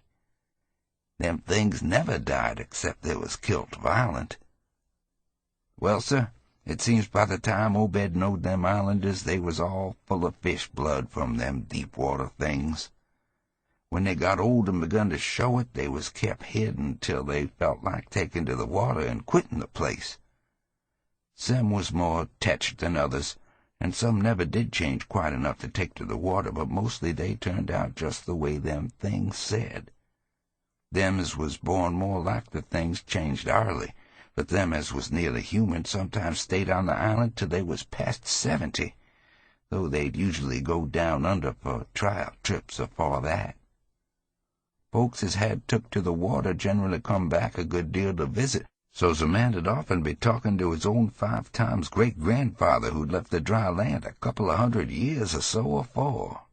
Everybody got out of the idea of dying, except in canoe wars with other islanders, or as sacrifices to the sea gods down below, or from snake bite or plague or sharp galloping ailments or something afore they could take to the water, but simply looked forward to a kind of change that warn't a bit horrible after a while. They thought what they'd got was well worth all they'd had to give up, and I guess Obed kind of come to think the same hisself when he chewed over old Wallachiyah's story a bit. Wallachiyah, though, was one of them few as hadn't got none of the fish blood, being of a royal line that intermarried with royal lines on other islands. Wallachiyah, he showed Obed a lot of rites and incantations as had to do with the sea things, and let him see some of the folks in the villages had changed a lot from human shape. Somehow or other, though, he never would let him see one of the regular things from right out the water. In the end, he give him a funny kind of thingamajig made out of lead or something that he said would bring up the fish things from any place in the water where there might be a nest of 'em. The idea was to drop it down with the right kind of prayers and such, Wallachiyah allowed as the things was scattered all over the world, so's anybody that looked about could find a nest and bring 'em up if they was wanted. Matt, he didn't like this business at all, and he wanted Obed should keep away from the island, but the captain was sharp for gain, and found he could get them gold-like things so cheap it'd pay for 'em to make a specialty of 'em. Things went on that way for years, and Obed got enough of that gold-like stuff to make him start the refinery in Waite's old run-down fulling mill. He didn't dare sell pieces like there was, for folks would be all the time axing questions. All the same, his crews would get a piece and dispose of it now and then, even though they was swore to keep quiet. And he let his women folks wear some of the pieces as was more human-like than most. Well, come about 38, when I was 7-year-old, Obed he found the island people all wiped out between voyages. Seems the other islanders had got wind of what was going on and had took matters into their own hands. Suppose they must have had after all them old magic signs as the sea things says was the only things they was afeard of. No telling what any of them Kanakees will chance to get a holt of when the sea bottom throws up some island with ruins older than the deluge. Pious cusses these was. They didn't leave nothing standing on either the main island or the little volcanic islet except what parts of the ruins was too big to knock down. In some places they was little stones strewed about, like charms, with something on 'em like what you call a swastika nowadays. Probably them was the old ones' signs. Folks all wiped out, no trace of no gold-like things, and none of the nearby Kanakees would breathe a word about the matter. Wouldn't even admit they'd ever been any people on that island. That naturally hit Obed pretty hard, seeing as his normal trade was doing very poor. It hit the whole of Innsmouth, too, because in seafaring days what profited the master of a ship generally profited the crew proportionate. Most of the folks around the town took the hard times kind of sheep-like and resigned, but they was in bad shape because the fishing was petering out and the mills warn't doing none too well. Then's the time Obed he began a-cussin' at the folks for bein' dull sheep and prayin' to a Christian heaven as didn't help 'em none. He told 'em he'd know the folks as prayed to gods that give something ye'd really need. And says if a good bunch of men'd stand by him, he could maybe get a holt of sartin powers as'd bring plenty of fish and quite a bit of gold. Of course, them as sarved on the Sumatra Queen and seed to the island knowed what he meant, and wa'n't none too anxious to get close to the sea things like they'd heard tell on. But them as didn't know what 'twas all about got kind of swayed by what Obed had to say, and begun to ask him what he could do to set him on the way to the faith that'd bring him results. Here the old man faltered, mumbled, and lapsed into a moody and apprehensive silence, glancing nervously over his shoulder and then turning back to stare fascinatedly at the distant black reef. When I spoke to him, he did not answer, so I knew I would have to let him finish the bottle. The insane yarn I was hearing interested me profoundly, for I fancied there was contained within it a sort of crude allegory based upon the strangeness of Innsmouth, and elaborated by an imagination at once creative and full of scraps of exotic legend. Not for a moment did I believe that the tale had any really substantial foundation, but nonetheless the account held a hint of genuine terror, if only because it brought in references to strange jewels clearly akin to the malign tiara I had seen at Newburyport. Perhaps the ornaments had, after all, come from some strange island, and perhaps the wild stories were lies of the bygone Obed himself, rather than of this antique toper. I handed Zadok the bottle, and he drained it to the last drop. It was curious how he could stand so much whiskey, for not even a trace of thickness had come into his high, wheezy voice. He licked the nose of the bottle and slipped it into his pocket, then beginning to nod and whisper softly to himself. I bent close to catch any articulate words he might utter, and thought I saw a sardonic smile behind the stained, bushy whiskers. Yes, he was really forming words, and I could grasp a fair proportion of them. Poor Matt. Matt, he allus was agin it. Tried to line up the folks on his side, and had long talks with the preachers. No use. They run the Congregational parson out of town, and the Methodist fella quit. Never did see resolved Babcock, the Baptist parson, again. Wrath of Jehovah. I was a mightly little critter, but I heard what I heard, and seen what I seen. Dagon and Ashtoreth, Belial and Beelzebub, golden calf and the idols of Canaan and the Philistines, Babylonish abominations, meeny, tickle parson. He stopped again, and from the look in his watery blue eyes I feared he was close to a stupor after all. But when I gently shook his shoulder, he turned on me with astonishing alertness and snapped out some more obscure phrases. Don't believe me, eh? Then just tell me, young feller, why'd Cap'n Obed and 20-odd other folks used to row out to Devil Reef in the dead of night and chant things so loud you could hear 'em all over town when the wind was right. Tell me that, eh? And tell me why Obed was always dropping heavy things down into the deep water the other side of the reef, where the bottom shoots down like a cliff low and ye can sound. Tell me what he'd done with that funny-shaped lead thingamajig as Wallachia gave him, eh, boy? What did they all howl on May Eve and again the next Halloween? And why'd the new church parsons fellers as used to be sailors wear them queer robes and cover theyselves with them gold-like things Obed brung, eh? The watery blue eyes were almost savage and maniacal now, and the dirty white beard bristled electrically. Old Zadok probably saw me shrink back, for he began to cackle evilly. Beginning to see, eh? Maybe you'd like to have been me in them days when I'd seed things at night out to sea from the cupola top of my house. Oh, I can tell ye, little pitchers have big ears, and I warn't missing nothing of what was gossiped about Captain Obed and the folks out to the reef. How about the night I took my pa's ship's glass up to the cupola and seed the reef a-bristling thick with shapes that dove off quick soon's the moon riz? Obed and the folks was in a dory, but them shapes dove off the far side into the deep water and never come up. How'd you like to be a little shaver alone in a cupola watching shapes as warn't human shapes? The old man was getting hysterical, and I began to shiver with a nameless alarm. He laid a gnarled claw on my shoulder, and it seemed to me that its shaking was not altogether that of mirth. Suppose one night ye seed something heavy heaved off Obed's door on the reef, and then learned next day that a young fellow was missing from home, eh?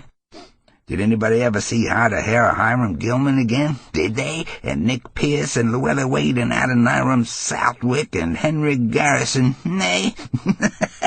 Sheeps talking sign language with their hands. Them as had real hands. Well, sir, that was the time Obed begun to get on his feet again.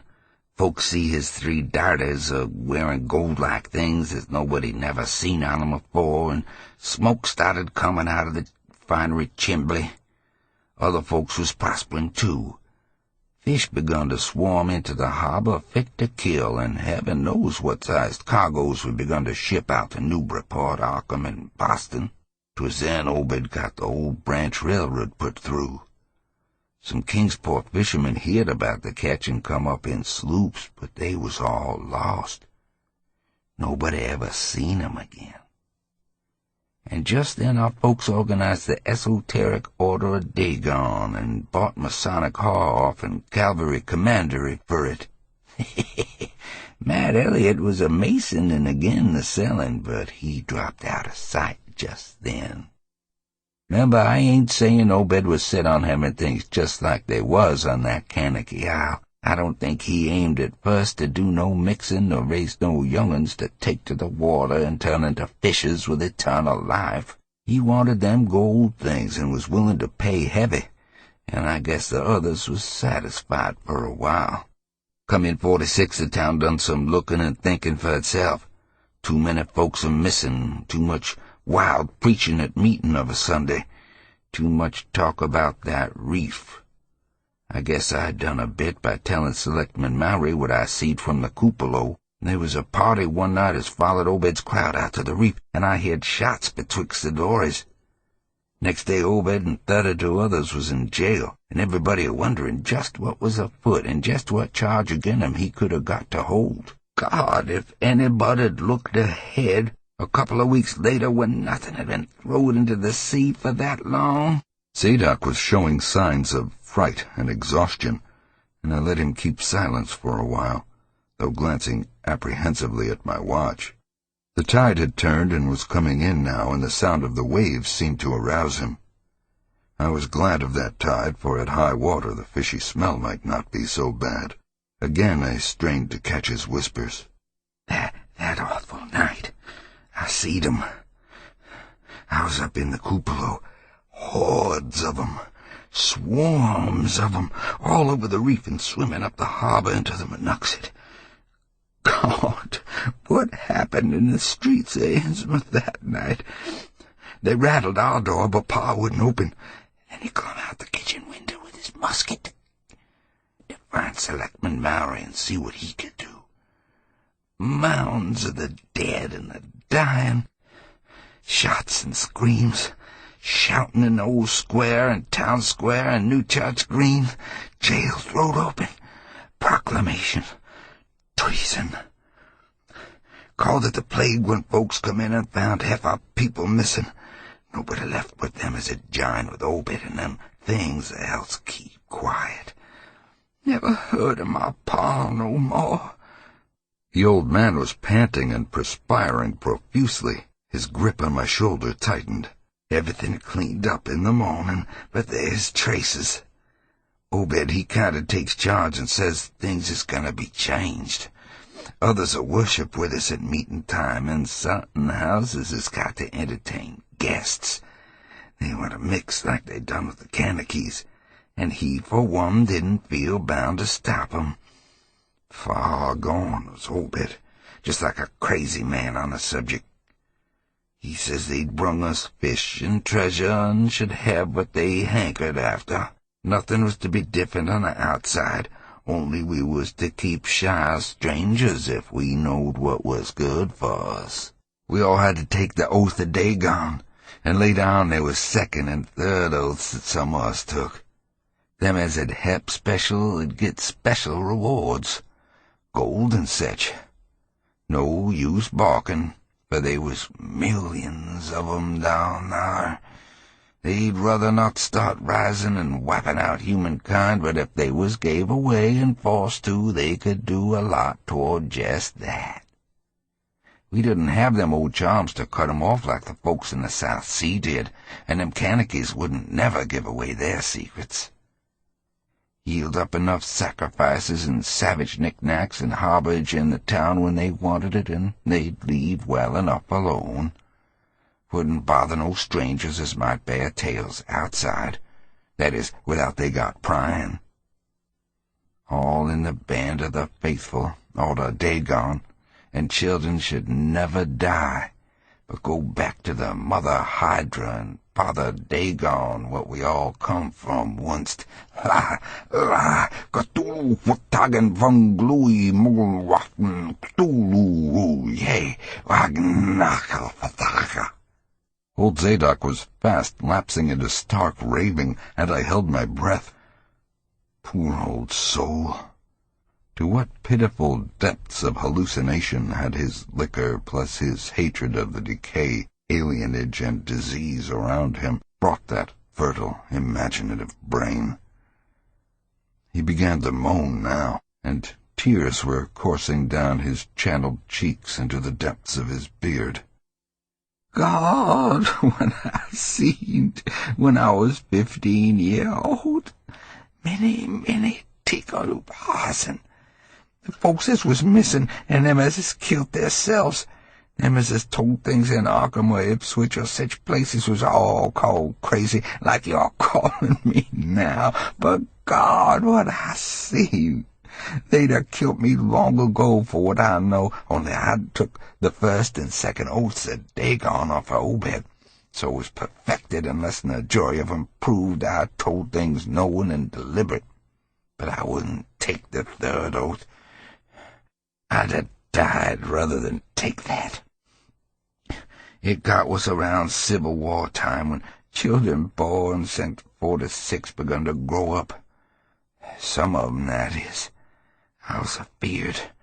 Never did no prying out of that awful night, and never did see one of them close to in all my life. That is, no full-blooded one. I went to the war, and if I'd had any guts or sense, I'd have never come back, but settled away from here. But folks wrote me things weren't so bad.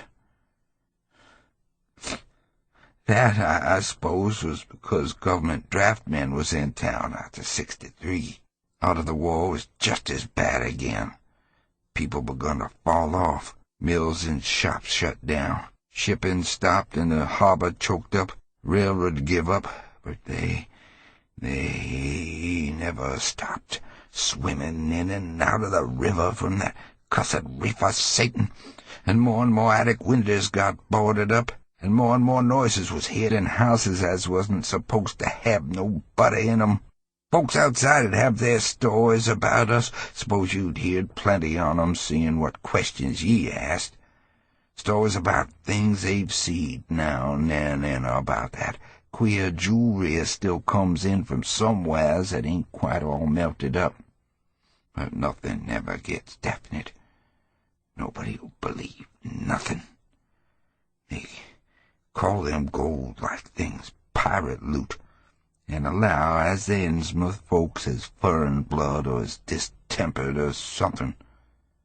Besides, them that lives here shoo off as many strangers as they can, and encourage the rest not to get very curious, especially around night time. Beasts bark at the critters. Horses worse'n mules. But when they got autos, that was all right. In '46, Captain Obed took a second wife that nobody in town never see. Some says he didn't want to, or was made to by them as he'd called in. Had 3 children by her. 2 has disappeared young, but one gal has looked like anybody else and was educated in Europe. Obed finally got her married off by a trick to an Arkham fella as didn't suspect nothing. But nobody outside'll have nothing to do with Innsmouth folks now. Barnabas March that runs the refinery now is Obed's grandson by his first wife, son of Onesiphorus, his eldest son, but his mother was another of them as warn't never seen outdoors. Right now Barnabas is about changed. Can't shed his eyes no more and is all out of shape. They say he still wears clothes, but he'll take to the water soon. Maybe he's tried it already. They do sometimes go down for little spells before they go down for good. Ain't been seed about in public for nigh on 10 year. Don't know how his poor wife can feel. She come from Ipswich, and they nigh lynched Barnabas when he courted her 50-odd year ago.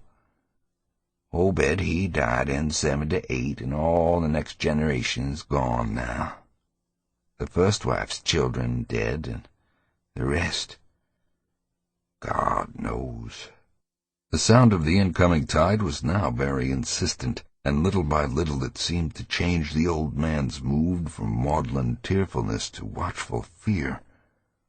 He would pause now and then to renew those nervous glances over his shoulder or out toward the reef, and despite the wild absurdity of his tale, I could not help beginning to share his apprehensiveness. Zadok now grew shriller, and seemed to be trying to whip up his courage with louder speech. "Hey, you, why don't you say something? How'd you like to be living in a town like this with everything a-rotting and dying and boarded-up monsters crawling and bleating and barking and hopping around black cellars and attics everywhere you turn? How'd you like to hear the howling night after night from the churches in all the Dagon Hall and know what's doing part of the howling? How'd you like to hear what comes from that awful reef every May Eve and Hallowmass? I think the old man's crazy, eh? Well, sir, let me tell you, that ain't the worst." Zadok was really screaming now, and the mad frenzy of his voice disturbed me more than I care to own. "Cuss ye! Don't sit there a-staring at me with them eyes. I tell Obed Marsh he's in hell and has got to stay there. In hell, I says. Can't get me. I ain't done nothing or told nobody nothing. You, young feller? Well, even if I ain't told nobody nothing yet, I'm a-going to now. You just sit and listen to me, boy. This is what I ain't never told nobody. I says I didn't get to do prying after that night, but I found things out just the same. You want to know what the real horror is, eh? Well, it's this. It ain't what them fish devils has done, but what they are going to do. They are bringing things up out of where they come from into the town, been doing it for years and slacking it up lately. Them houses north of the river betwixt Water and Main Streets is full of 'em. The devils and what they brung, and when they get ready, I say, when they get... Ever hear of a Shoggoth? Hey, do you hear me? I tell you, I know what them things be. I seen 'em one night. The hideous suddenness and inhuman frightfulness of the old man's shriek almost made me faint. His eyes, looking past me toward the malodorous sea, were positively starting from his head, while his face was a mask of fear worthy of Greek tragedy. His bony claw dug monstrously into my shoulder, and he made no motion as I turned my head to look at whatever he had glimpsed. There was nothing that I could see, only the incoming tide, with perhaps one set of ripples more local than the long-flung line of breakers. But now Zadok was shaking me, and I turned back to watch the melting of that fear-frozen face into a chaos of twitching eyelids and mumbling gums. Presently his voice came back. albeit as a trembling whisper. "Get out of here. Get out of here. They seen us. Get out for your life. Don't wait for nothing. They know now. Run for it. Quick, out of this town." Another heavy wave dashed against the loosing masonry of the bygone wharf and changed the mad ancient's whisper into another inhuman and blood-curdling scream.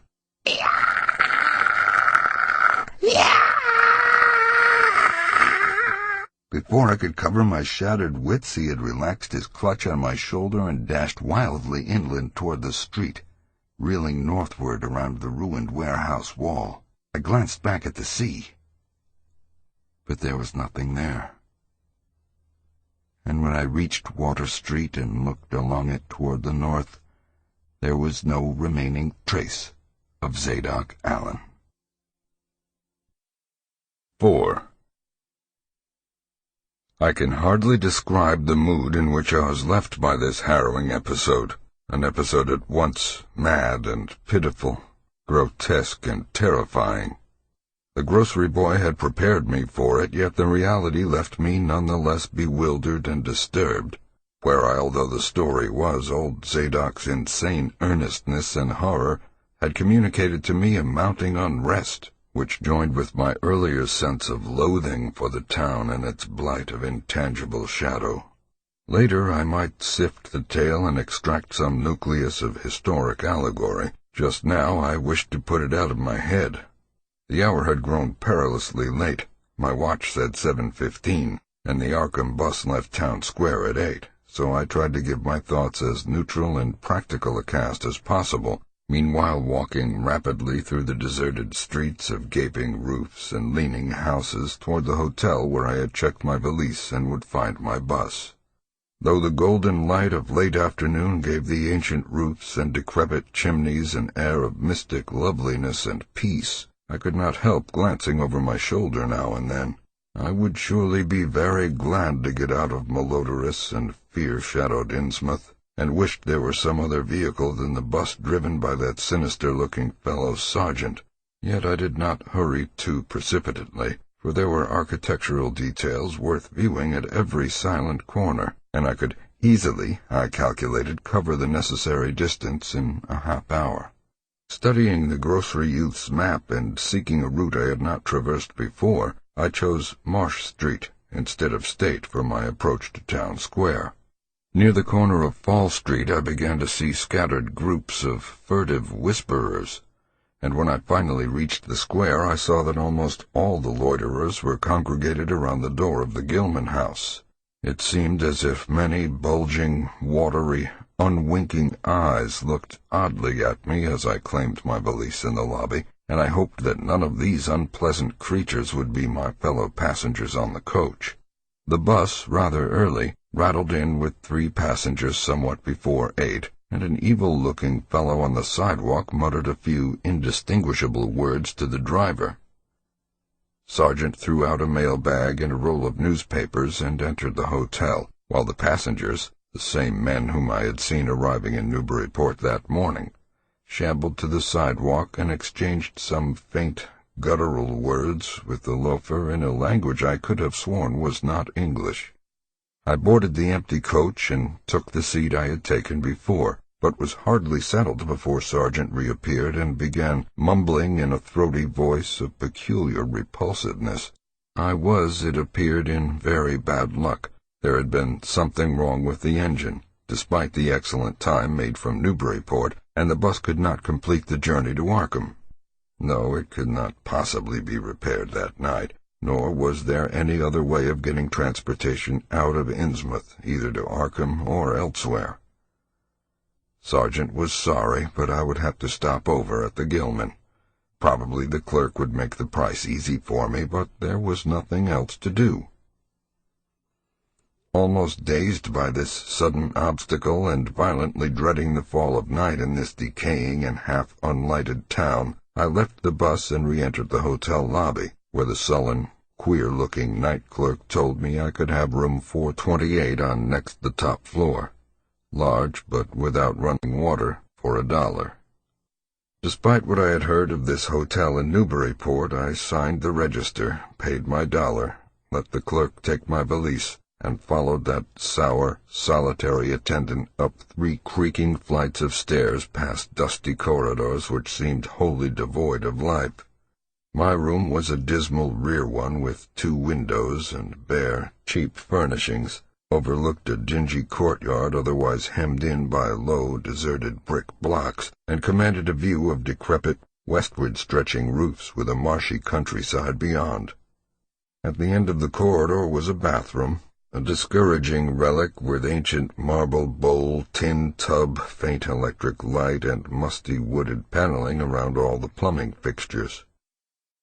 It still being daylight, I descended to the square and looked around for a dinner of some sort, noticing as I did so the strange glances I received from the unwholesome loafers. Since the grocery was closed, I was forced to patronize the restaurant I had shunned before. A stooped, narrow-headed man with staring, unwinking eyes, and a flat-nosed wench with unbelievably thick, clumsy hands being in attendance. The service was all of the counter type, and it relieved me to find that much was evidently served from cans and packages. A bowl of vegetable soup with crackers was enough for me, and I soon headed back for my cheerless room at the Gilman, getting an evening paper and a fly-specked magazine from the evil-visaged clerk at the rickety stand beside his desk. As twilight deepened, I turned on the one feeble electric bulb over the cheap iron-framed bed, and tried as best I could to continue the reading I had begun. I felt it advisable to keep my mind wholesomely occupied, for it would not do to brood over the abnormalities of this ancient, blight-shadowed town while I was still within its borders. The insane yarn I had heard from the aged drunkard did not promise very pleasant dreams, and I felt I must keep the image of his wild, watery eyes as far as possible from my imagination. Also, I must not dwell on what that factory inspector had told the Newburyport ticket agent about the Gilman house and the voices of its nocturnal tenants. Not on that, nor on the face beneath the tiara in the black church doorway, the face for whose horror my conscious mind could not account. It would perhaps have been easier to keep my thoughts from disturbing topics had the room not been so gruesomely musty. As it was, the lethal mustiness blended hideously with the town's general fishy odor, and persistently focused one's fancy on death and decay. Another thing that disturbed me was the absence of a bolt on the door of my room. One had been there, as marks clearly showed, but there were signs of recent removal. No doubt it had been out of order, like so many other things in this decrepit edifice. In my nervousness I looked around and discovered a bolt on the clothes press which seemed to be of the same size, judging from the marks, as the one formerly on the door. To gain a partial relief from the general tension, I busied myself by transferring this hardware to the vacant place with the aid of a handy 3-in-1 device including a screwdriver which I kept on my key ring. The bolt fitted perfectly, and I was somewhat relieved when I knew that I could shoot it firmly upon retiring. Not that I had any real apprehension of its need, but that any symbol of security was welcome in an environment of this kind. There were adequate bolts on the 2 lateral doors to connecting rooms, and these I proceeded to fasten. I did not undress, but decided to read till I was sleepy and then lie down with only my coat, collar, and shoes off. Taking a pocket flashlight from my valise, I placed it in my trousers so that I could read my watch if I woke up later in the dark.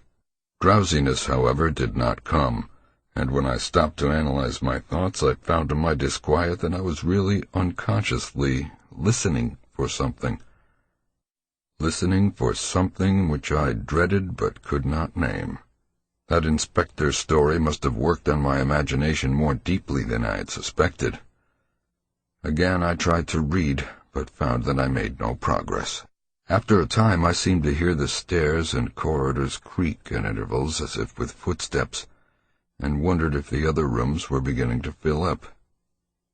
There were no voices, however, and it struck me that there was something subtly furtive about the creaking.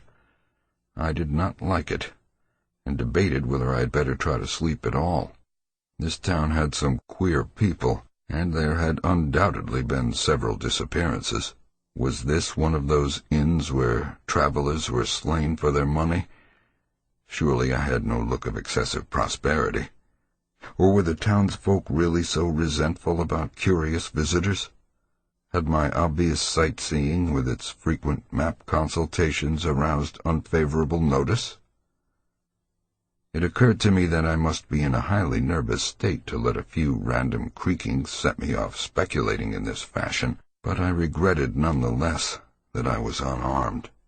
At length, feeling a fatigue which had nothing of drowsiness in it, I bolted the newly outfitted hall door, turned off the light, and threw myself down on the hard, uneven bed, coat, collar, shoes, and all.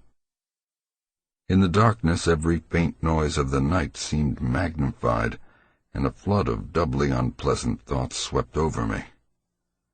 I was sorry I had put out the light, yet was too tired to rise and turn it on again. Then, after a long, dreary interval and prefaced by a fresh creaking of stairs and corridor, there came that soft, damnably unmistakable sound which seemed like a malign fulfillment of all my apprehensions. Without the least shadow of a doubt, the lock of my door was being tried. Cautiously, furtively, tentatively, with a key. My sensations upon recognizing this sign of actual peril were perhaps less rather than more tumultuous because of my previous vague fears. I had been, albeit without definite reason, instinctively on my guard, and that was to my advantage in the new and real crisis, whatever it might turn out to be. Nevertheless, the change in the menace from vague premonition to immediate reality was a profound shock, and fell upon me with the force of a genuine blow. It never once occurred to me that the fumbling might be a mere mistake. Malign purpose was all I could think of, and I kept deathly quiet, awaiting the would-be intruder's next move. After a time the cautious rattling ceased, and I heard the room to the north entered with a pass-key. Then the lock of the connecting door to my room was softly tried. The bolt held, of course, and I heard the floor creak as the prowler left the room. After a moment there came another soft rattling, and I knew that the room to the south of me was being entered. Again a furtive trying of a bolted connecting door, and again a receding creaking. This time the creaking went along the hall and down the stairs, so I knew that the prowler had realized the bolted condition of my doors, and was giving up his attempt for a greater or lesser time, as the future would show. The readiness with which I fell into a plan of action proves that I must have been subconsciously fearing some menace and considering possible avenues of escape for hours. From the first, I felt that the unseen fumbler meant a danger not to be met or dealt with, but only to be fled from as precipitately as possible.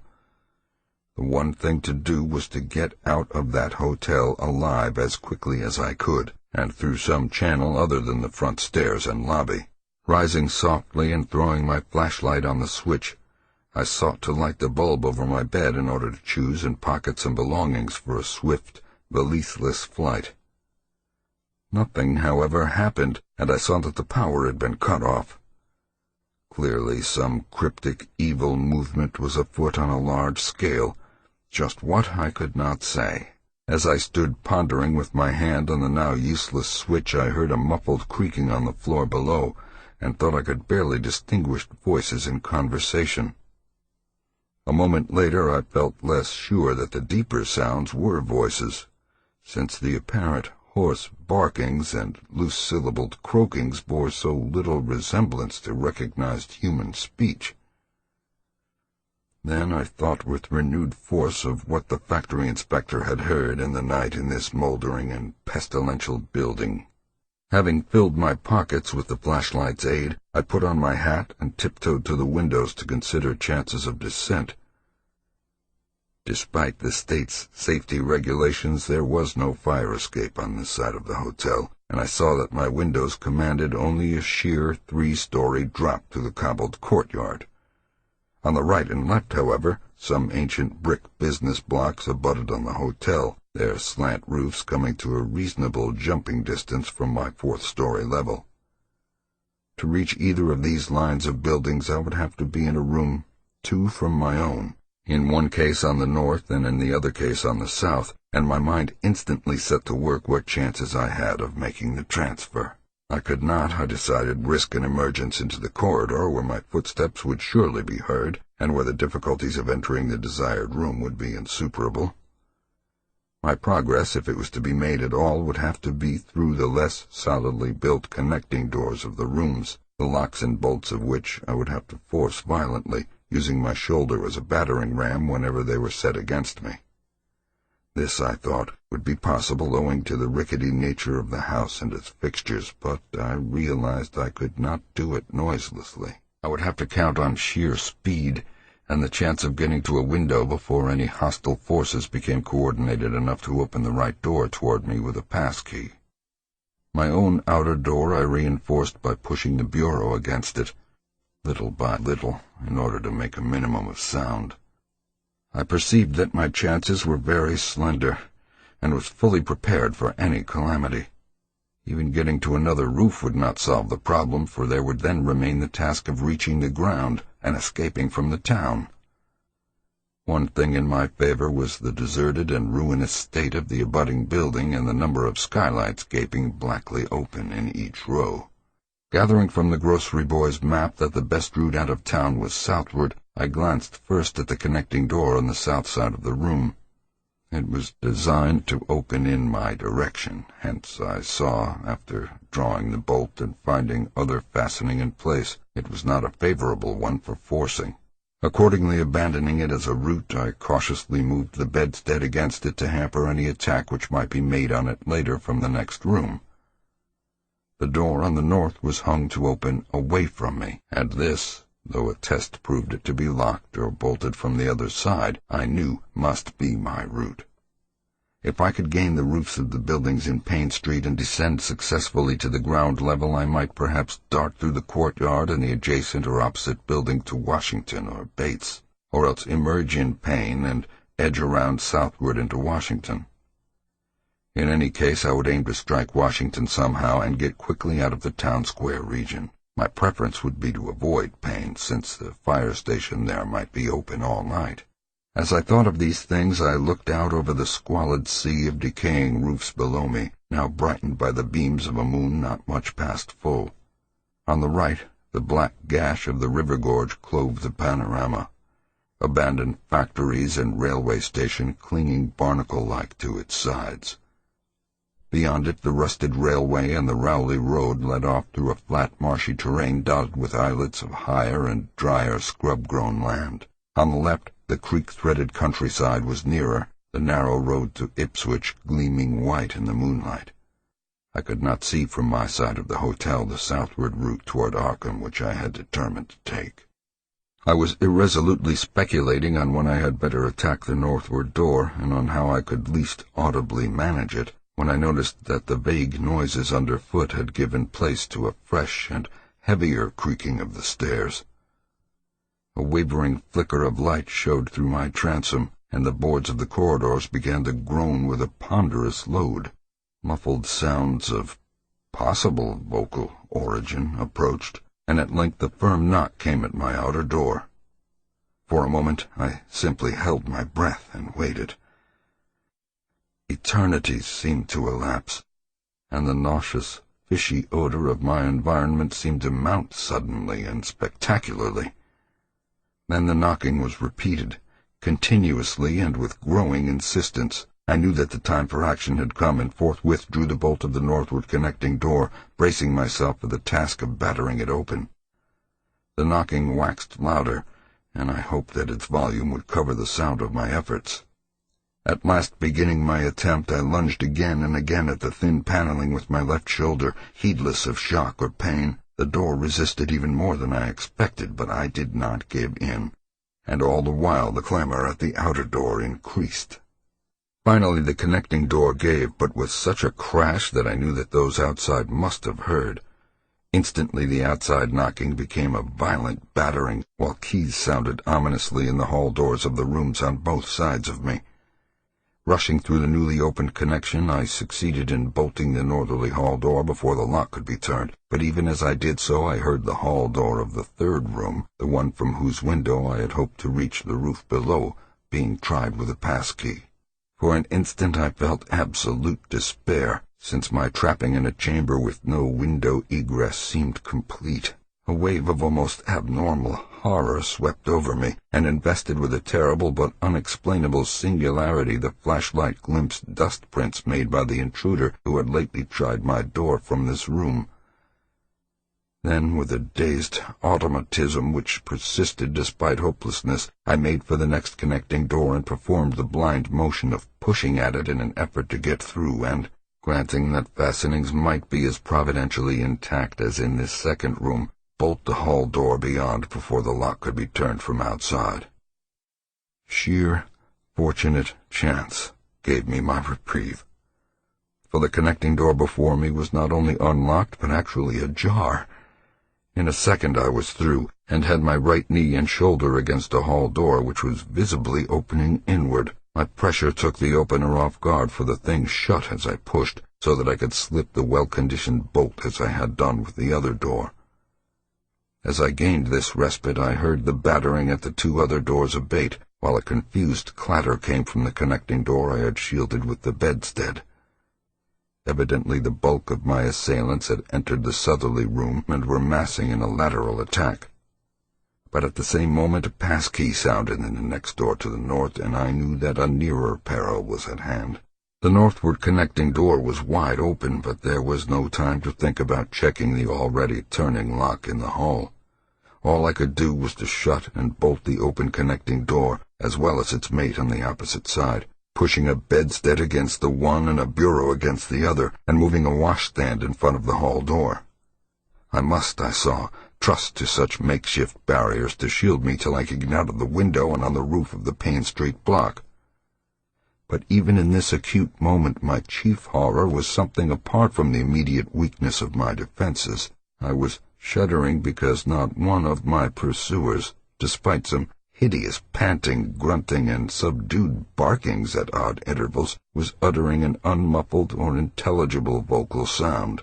As I moved the furniture and rushed toward the windows, I heard a frightful scurrying along the corridor toward the room north of me, and perceived that the southward battering had ceased. Plainly, most of my opponents were about to concentrate against the feeble connecting door which they knew must open directly on me. Outside, the moon played on the ridge-pole of the block below, and I saw that the jump would be desperately hazardous because of the steep surface on which I must land. Surveying the conditions, I chose the more southerly of the two windows as my avenue of escape, planning to land on the inner slope of the roof and to make for the nearest skylight. Once inside one of the decrepit brick structures, I would have to reckon with pursuit, but I hoped to descend and dodge in and out of yawning doorways along the shadowed courtyard, eventually getting to Washington Street and slipping out of town toward the south. The clatter at the northerly connecting door was now terrific, and I saw that the weak paneling was beginning to splinter. Obviously the besiegers had brought some ponderous object into play as a battering ram.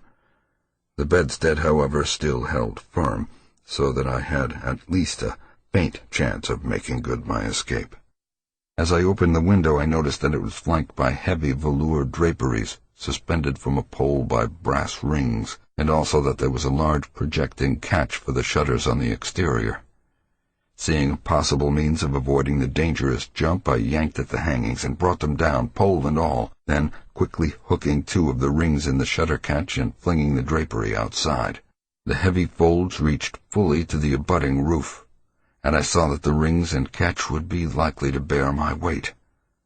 So, climbing out of the window and down the improvised rope ladder, I left behind me forever the morbid and horror-infested fabric of the Gilman house. I landed safely on the loose slates of the steep roof, and succeeded in gaining the gaping black skylight without a slip. Glancing up at the window I had left, I observed it was still dark, though far across the crumbling chimneys to the north I could see lights ominously blazing in the order of Dagon Hall. the Baptist church, and the Congregational church which I recalled so shiveringly. There had seemed to be no one in the courtyard below, and I hoped there would be a chance to get away before the spreading of a general alarm. Flashing my pocket lamp into the skylight, I saw that there were no steps down. The distance was slight, however, so I clambered over the brink and dropped, striking a dusty floor littered with crumbling boxes and barrels. The place was ghoulish-looking, but I was past minding such impressions and made at once for the staircase revealed by my flashlight, after a hasty glance at my watch, which showed the hour to be 2 a.m. The steps creaked, but seemed tolerably sound, and I raced down past a barn-like second story to the ground floor. The desolation was complete, and only echoes answered my footfalls. At length I reached the lower hall, at the end of which I saw a faint luminous rectangle marking the ruined Payne Street doorway. Heading the other way, I found the back door also open, and darted out and down 5 stone steps to the grass-grown cobblestones of the courtyard. The moonbeams did not reach down here, but I could just see my way about without using the flashlight. Some of the windows on the Gilman house side were faintly glowing, and I thought I heard confused sounds within. Walking softly over to the Washington Street side, I perceived several open doorways, and chose the nearest as my route out. The hallway inside was black, and when I reached the opposite end, I saw that the street door was wedged immovably shut. Resolved to try another building, I groped my way back toward the courtyard, but stopped short when close to the doorway. For out of an opened door in the Gilman house a large crowd of doubtful shapes was pouring, lanterns bobbing in the darkness, and horrible croaking voices exchanging low cries in what was certainly not English. The figures moved uncertainly, and I realized to my relief that they did not know where I had gone, but for all that they sent a shiver of horror through my frame. Their features were indistinguishable, but their crouching, shambling gait was abominably repellent. And worst of all, I perceived that one figure was strangely robed, and unmistakably surmounted by a tall tiara of a design altogether too familiar. As the figure spread throughout the courtyard, I felt my fears increase. Suppose I could find no egress from this building on the street side. The fishy odor was detestable, and I wondered if I could stand it without fainting. Again groping toward the street, I opened a door off the hall and came upon an empty room with closely shuttered but sashless windows. Fumbling in the rays of my flashlight, I found I could open the shutters, and in another moment had climbed outside and was fully closing the aperture in its original manner. I was now in Washington Street, and for the moment saw no living thing nor any light save that of the moon. From several directions in the distance, however, I could hear the sound of hoarse voices, of footsteps, and of a curious kind of pattering which did not sound quite like footsteps.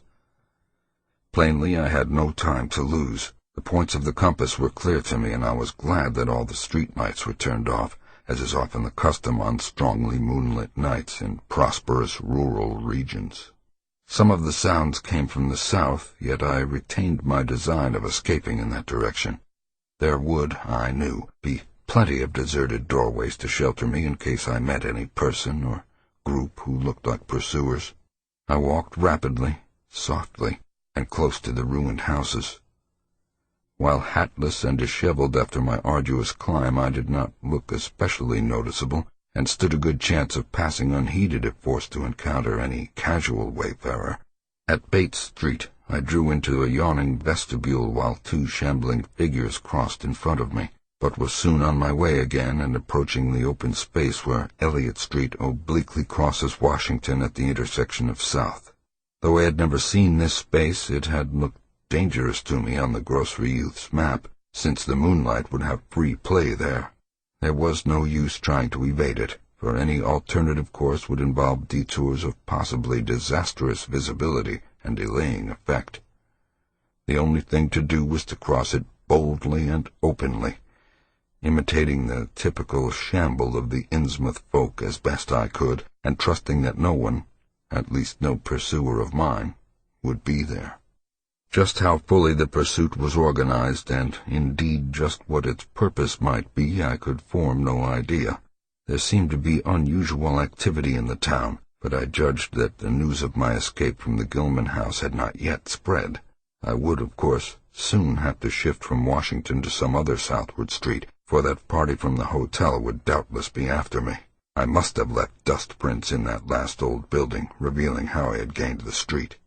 The open space was, as I had expected, strongly moonlit, and I saw the remains of a park-like iron-railed green in its center. Fortunately, no one was about, though a curious sort of buzz or roar seemed to be increasing in the direction of Town Square. South Street was very wide, leading directly down a slight declivity to the waterfront and commanding a long view out at sea, and I hoped that no one would be glancing up it from afar as I crossed in the bright moonlight. My progress was unimpeded, and no fresh sound arose to hint that I had been spied. Glancing about me, I involuntarily let my pace slacken for a second to take in the sight of the sea, gorgeous in the burning moonlight at the street's end. Far out beyond the breakwater was the dim, dark line of Devil Reef, and as I glimpsed it I could not help thinking of all the hideous legends I had heard in the last 24 hours, legends which portrayed this ragged rock as a veritable gateway to realms of unfathomed horror and inconceivable abnormality. Then, without warning, I saw the intermittent flashes of light on the distant reef. They were definite and unmistakable, and awakened in my mind a blind horror beyond all rational proportion. My muscles tightened for panic flight, held in only by a certain unconscious caution and half-hypnotic fascination.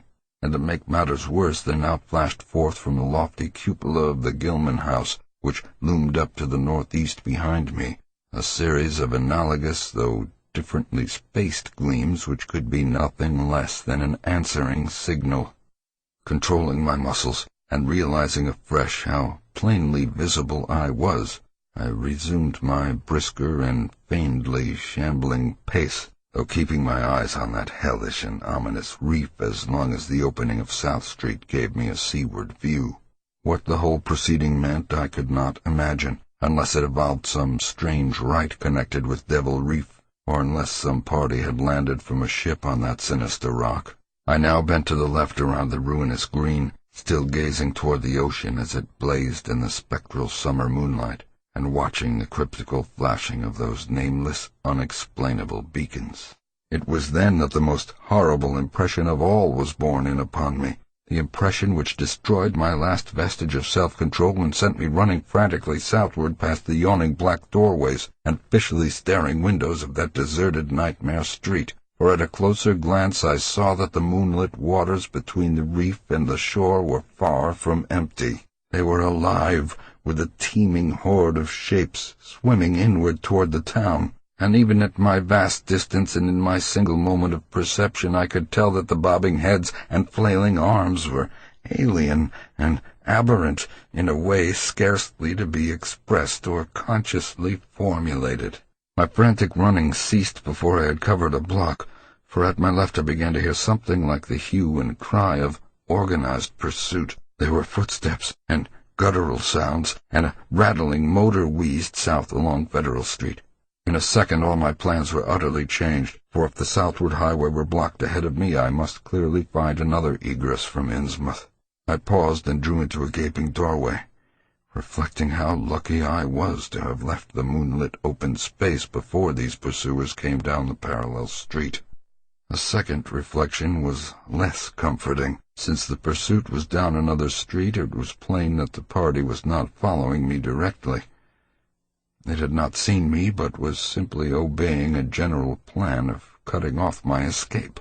This, however, implied that all roads leading out of Innsmouth were similarly patrolled, for the people could not have known what route I intended to take. If this were so, I would have to make my retreat across country away from any road. But how could I do that in view of the marshy and creek-riddled nature of all the surrounding region? For a moment my brain reeled, both from sheer hopelessness and from a rapid increase in the omnipresent fishy odor. Then I thought of the abandoned railway to Rowley, whose solid line of ballasted, weed-grown earth still stretched off to the northwest from the crumbling station on the edge of the river gorge. There was just a chance that the townsfolk would not think of that, since its briar-choked desertion made it half impassable, and the unlikeliest of all avenues for a fugitive to choose. I had seen it clearly from my hotel window, and knew about how it lay. Most of its earlier length was uncomfortably visible from the Rowley Road, and from high places in the town itself. But one could, perhaps, crawl inconspicuously through the undergrowth. At any rate, it would form my only chance of deliverance, and there was nothing to do but try it. Drawing inside the hall of my deserted shelter, I once more consulted the grocery boy's map with the aid of the flashlight. The immediate problem was how to reach the ancient railway, and now I saw that the safest course was ahead to Babson Street, then west to Lafayette, there edging around but not crossing an open space homologous to the one I had traversed, and subsequently back northward and westward in a zigzagging line through Lafayette, Bates, Adam, and Bank Streets, the latter skirting the river gorge, to the abandoned and dilapidated station I had seen from my window. My reason for going ahead to Babson was that I wished neither to recross the earlier open space nor to begin my westward course along a cross street as broad as south. Starting once more, I crossed the street to the right-hand side in order to edge around into Babson as inconspicuously as possible. Noises still continued in Federal Street, and as I glanced behind me I thought I saw a gleam of light near the building through which I had escaped. Anxious to leave Washington Street, I broke into a quiet dog trot, trusting to luck not to encounter any observing eye. Next the corner of Babson Street, I saw to my alarm that one of the houses was still inhabited, as attested by curtains at the window, but there were no lights within, and I passed it without disaster. In Babson Street, which crossed Federal and might thus reveal me to the searchers, I clung as closely as possible to the sagging, uneven buildings, twice pausing in a doorway as the noises behind me momentarily increased. The open space ahead shone wide and desolate under the moon, but my route would not force me to cross it. During my second pause I began to detect a fresh distribution of vague sounds, and upon looking cautiously out from cover beheld a motor car darting across the open space, bound outward along Elliott Street, which there intersects both Babson and Lafayette. As I watched, choked by a sudden rise in the fishy odor after a short abatement, I saw a band of uncouth, crouching shapes loping and shambling in the same direction, and knew that this must be the party guarding the Ipswich Road, since that highway forms an extension of Elliott Street. Two of the figures I observed were in voluminous robes, and one wore a peaked diadem which glistened whitely in the moonlight. The gait of this figure was so odd that it sent a chill through me, for it seemed to me the creature was almost hopping. When the last of the band was out of sight, I resumed my progress, darting around the corner into Lafayette Street and crossing Elliott very hurriedly, lest stragglers of the party be still advancing along that thoroughfare. I did hear some croaking and clattering sounds far off toward Town Square, but accomplished the passage without disaster. My greatest dread was in recrossing broad and moonlit South Street, with its seaward view, and I had to nerve myself for the ordeal. Someone might easily be looking, and possible Elliott Street stragglers could not fail to glimpse me from either of 2 points. At the last moment I decided I had better slacken my trot and make the crossing as before in the shambling gait of an average Innsmouth native. When the view of the water again opened out, this time on my right, I was half determined not to look at it at all. I could not, however, resist, but cast a sidelong glance as I carefully and imitatively shambled toward the protecting shadows ahead. There was no ship visible, as I had half expected there would be. Instead, the first thing which caught my eye was a small rowboat pulling in toward the abandoned wharves and laden with some bulky, tarpaulin-covered object. Its rowers, though distantly and indistinctly seen, were of an especially repellent aspect. Several swimmers were still discernible, while on the far black reef I could see a faint, steady glow, unlike the winking beacon visible before, and of a curious color which I could not precisely identify. Above the slant roofs ahead and to the right there loomed the tall cupola of the Gilman house, but it was completely dark. The fishy odor, dispelled for a moment by some merciful breeze, now closed in again with maddening intensity. I had not quite crossed the street when I heard a muttering band advancing along Washington from the north. As they reached the broad open space where I had had my first disquieting glimpse of the moonlit water, I could see them plainly only a block away, and was horrified by the bestial abnormality of their faces and the dog-like subhumanness of their crouching gait. One man moved in a positively simian way, with long arms frequently touching the ground, while another figure, robed and tiara'd, seemed to progress in an almost hopping fashion. I judged this party to be the one I had seen in the Gilman's courtyard, the one, therefore, most closely on my trail. As some of the figures turned to look in my direction, I was transfixed with fright, yet managed to preserve the casual, shambling gait I had assumed. To this day I do not know whether they saw me or not.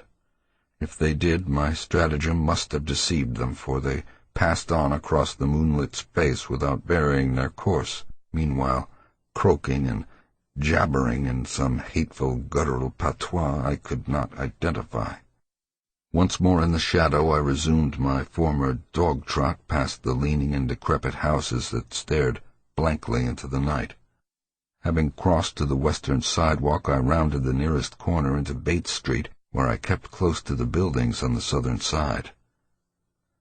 I passed 2 houses showing signs of habitation, one of which had faint lights in the upper rooms, yet met with no obstacle. As I turned into Adams Street, I felt measurably safer, but received a shock when a man reeled out of a black doorway directly in front of me. He proved, however, too hopelessly drunk to be a menace, so that I reached the dismal ruins of Bank Street warehouses in safety. No one was stirring in that dead street beside the river gorge, and the roar of the waterfalls quite drowned my footsteps. It was a long dog-trot to the ruined station, and the great brick warehouse walls around me seemed somehow more terrifying than the fronts of private houses. At last I saw the ancient arcaded station, or what was left of it, and made directly for the tracks that started from its farther end. The rails were rusty but mainly intact, and not more than half the ties had rotted away. Walking or running on such a surface was very difficult, but I did my best and on the whole made very fair time. For some distance the line kept on along the gorge's brink, but at length I reached the long covered bridge where it crossed the chasm at a dizzying height. The condition of this bridge would determine my next step. If humanly possible, I would use it. If not, I would have to risk more street wandering and take the nearest intact highway bridge. The vast, barn-like length of the old bridge gleamed spectrally in the moonlight, and I saw that the ties were safe for at least a few feet within. Entering, I began to use my flashlight and was almost knocked down by the cloud of bats that flapped past me. About halfway across there was a perilous gap in the ties which I feared for a moment would halt me, but in the end I risked a desperate jump which fortunately succeeded. I was glad to see the moonlight again when I emerged from that macabre tunnel. The old tracks crossed River Street at grade, and at once veered off into a region increasingly rural and with less and less of Innsmouth's abhorrent fishy odor. Here the dense growth of weeds and briars hindered me and cruelly tore at my clothes, but I was none the less glad that they were there to give me concealment in case of peril. I knew that much of my route must be visible from the Rowley Road. The marshy region began very abruptly, with the single track on a low, grassy embankment where the weedy growth was somewhat thinner. Then came a sort of island of higher ground, where the line passed through a shallow open cut choked with bushes and brambles. I was very glad of this particular shelter, since at this point the Rowley Road was uncomfortably near according to my window view. At the end of the cut it would cross the track and swerve off to a safer distance, but meanwhile I must be exceedingly careful.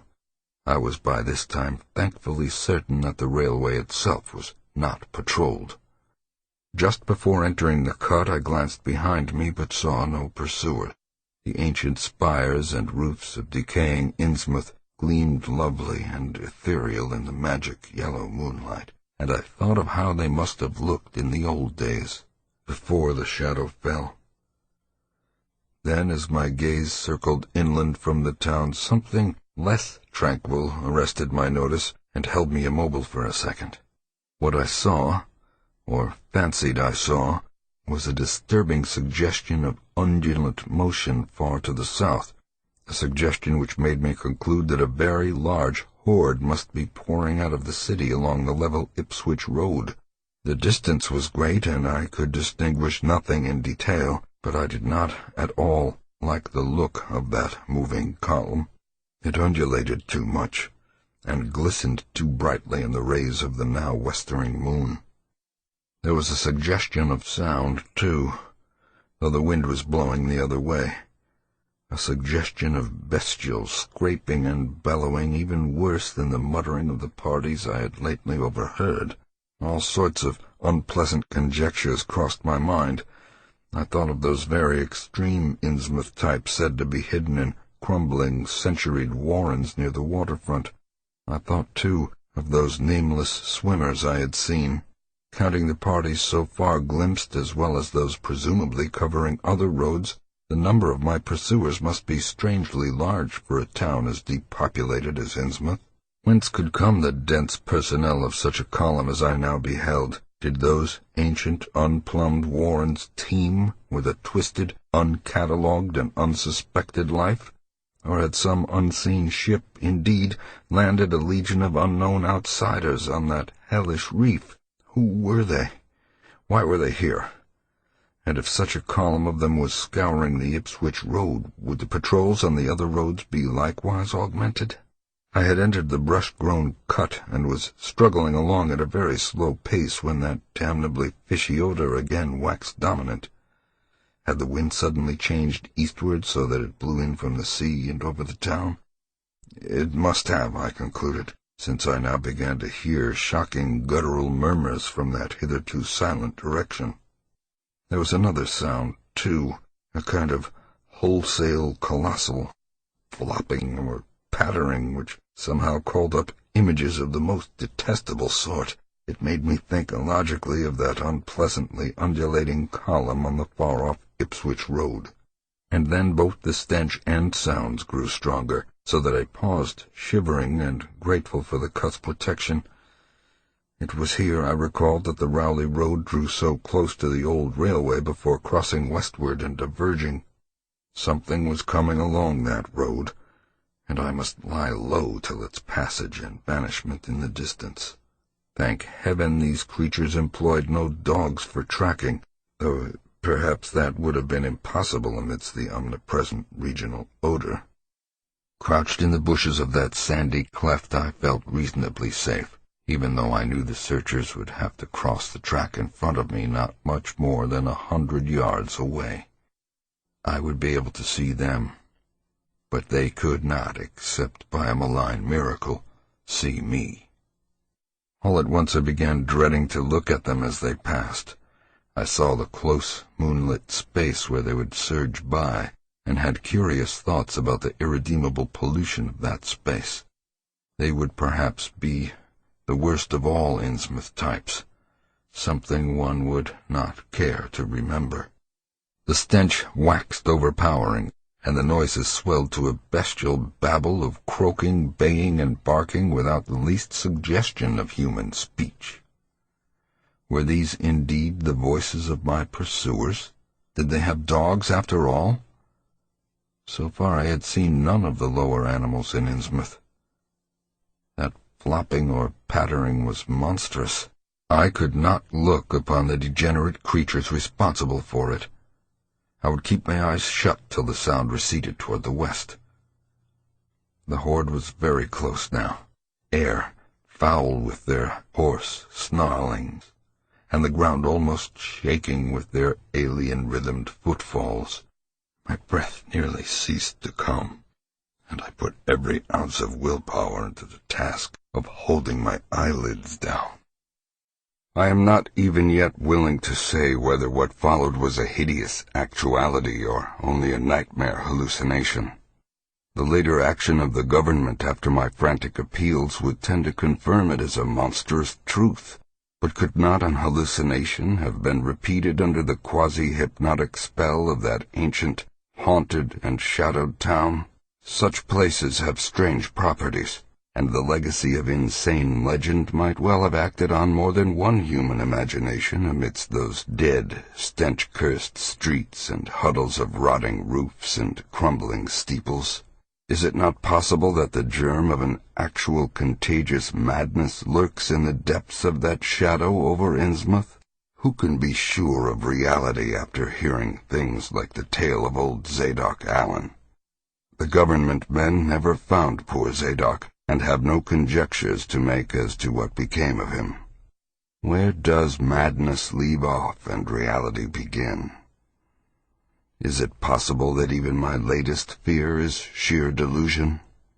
But I must try to tell what I thought I saw that night under the mocking yellow moon. Saw surging and hopping down the Rowley Road in plain sight in front of me as I crouched among the wild brambles of that desolate railway cut. Of course, my resolution to keep my eyes shut had failed. It was foredoomed to failure. For who could crouch blindly while a legion of croaking, baying entities of unknown source flopped noisomely past, scarcely more than 100 yards away? I thought I was prepared for the worst, and I really ought to have been prepared considering what I had seen before. My other pursuers had been accursedly abnormal, so should I not have been ready to face a strengthening of the abnormal element? To look upon forms in which there was no mixture of the normal at all? I did not open my eyes until the raucous clamor came loudly from a point obviously straight ahead. Then I knew that a long section of them must be plainly in sight where the sides of the cut flattened out and the road crossed the track, and I could no longer keep myself from sampling whatever horror that leering yellow moon might have to show. It was the end, for whatever remains to me of life on the surface of this earth, of every vestige of mental peace and confidence in the integrity of nature and of the human mind. Nothing that I could have imagined, nothing even that I could have gathered had I credited old Zadok's crazy tale in the most literal way, would be in any way comparable to the demoniac, blasphemous reality that I saw, or believe I saw. I have tried to hint what it was, in order to postpone the horror of writing it down baldly. Can it be possible that this planet has actually spawned such things? That human eyes have truly seen, as objective flesh, what man has hitherto known only in febrile fantasy and tenuous legend? And yet I saw them, in a limitless stream, flopping, hopping, croaking, bleeding, urging inhumanly through the spectral moonlight in a grotesque, malignant saraband of fantastic nightmare. And some of them had tall tiaras of that nameless whitish-gold metal, and some were strangely robed, and one, who led the way, was clad in a ghoulishly humped black coat and striped trousers, and had a man's felt hat perched on the shapeless thing that answered for a head. I think their predominant color was a grayish-green, though they had white bellies. They were mostly shiny and slippery, but the ridges of their backs were scaly. Their forms vaguely suggested the anthropoid, while their heads were the heads of fish, with prodigious bulging eyes that never closed. At the sides of their necks were palpitating gills, and their long paws were webbed. They hopped irregularly, sometimes on 2 legs and sometimes on 4. I was somehow glad that they had no more than 4 limbs. Their croaking, baying voices, clearly used for articulate speech, held all the dark shades of expression which their staring faces lacked. But for all of their monstrousness, they were not unfamiliar to me. I knew too well what they must be, for was not the memory of the evil tiara at Newburyport still fresh? They were the blasphemous fish-frogs of the nameless design, living and horrible, and as I saw them I knew also of what that humped, tiaraed priest in the black church basement had fearsomely reminded me. Their number was past guessing. It seemed to me that there were limitless swarms of them, and certainly my momentary glimpse could have shown only the least fraction. In another instant everything was blotted out by a merciful fit of fainting, the first I had ever had. 5. It was a gentle daylight rain that awakened me from my stupor in the brush-grown railway cut, and when I staggered out to the roadway ahead I saw no trace of any prints in the fresh mud. The fishy odor, too, was gone. Innsmouth's ruined roofs and toppling steeples loomed up grayly toward the southeast, but not a living creature did I spy in all the desolate salt marshes around. My watch was still going, and told me that the hour was past noon. The reality of what I had been through was highly uncertain in my mind, but I felt that something hideous lay in the background. I must get away from evil-shadowed Innsmouth, and accordingly I began to test my cramped, wearied powers of locomotion. Despite weakness, hunger, horror, and bewilderment, I found myself after a time able to walk, so started slowly along the muddy road to Rowley. Before evening I was in the village, getting a meal and providing myself with presentable clothes. I caught the night train to Arkham, and the next day I talked long and earnestly with government officials there, a process I later repeated in Boston. With the main result of those colloquies the public is now familiar, and I wish, for normality's sake, there were nothing more to tell. Perhaps it is madness that is overtaking me, yet perhaps a greater horror, or a greater marvel, is reaching out. As may well be imagined, I gave up most of the foreplanned features of the rest of my tour, the scenic, architectural, and antiquarian diversions in which I had counted so heavily, nor did I dare look for that piece of strange jewelry said to be in the Miskatonic University Museum. I did, however, improve my stay in Arkham by collecting some genealogical notes I had long wished to possess. Very rough and hasty data, it is true, but capable of good use later on when I might have time to collate and codify them. The curator of the Historical Society there, Mr. B. Lapham Peabody, was very courteous about assisting me, and expressed unusual interest when I told him I was a grandson of Eliza Orne of Arkham, who was born in 1867 and had married James Williamson of Ohio at the age of 17. It seemed that a maternal uncle of mine had been there many years before on a quest much like my own, and that my grandmother's family was a topic of some local curiosity. There had, Mr. Peabody said, been considerable discussion about the marriage of her father, Benjamin Orne, just after the Civil War, since the ancestry of the bride was peculiarly puzzling. That bride was understood to have been an orphaned Marsh of New Hampshire, a cousin of the Essex County Marshes, but her education had been in France, and she knew very little of her family. A guardian had deposited funds in a Boston bank to maintain her and her French governess, but that guardian's name was unfamiliar to Arkham people, and in time he dropped out of sight, so that the governess assumed the role by court appointment.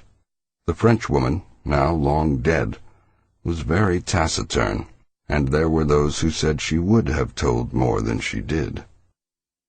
But the most baffling thing was the inability of anyone to place the recorded parents of the young woman, Enoch and Lydia Meserve Marsh, among the known families of New Hampshire.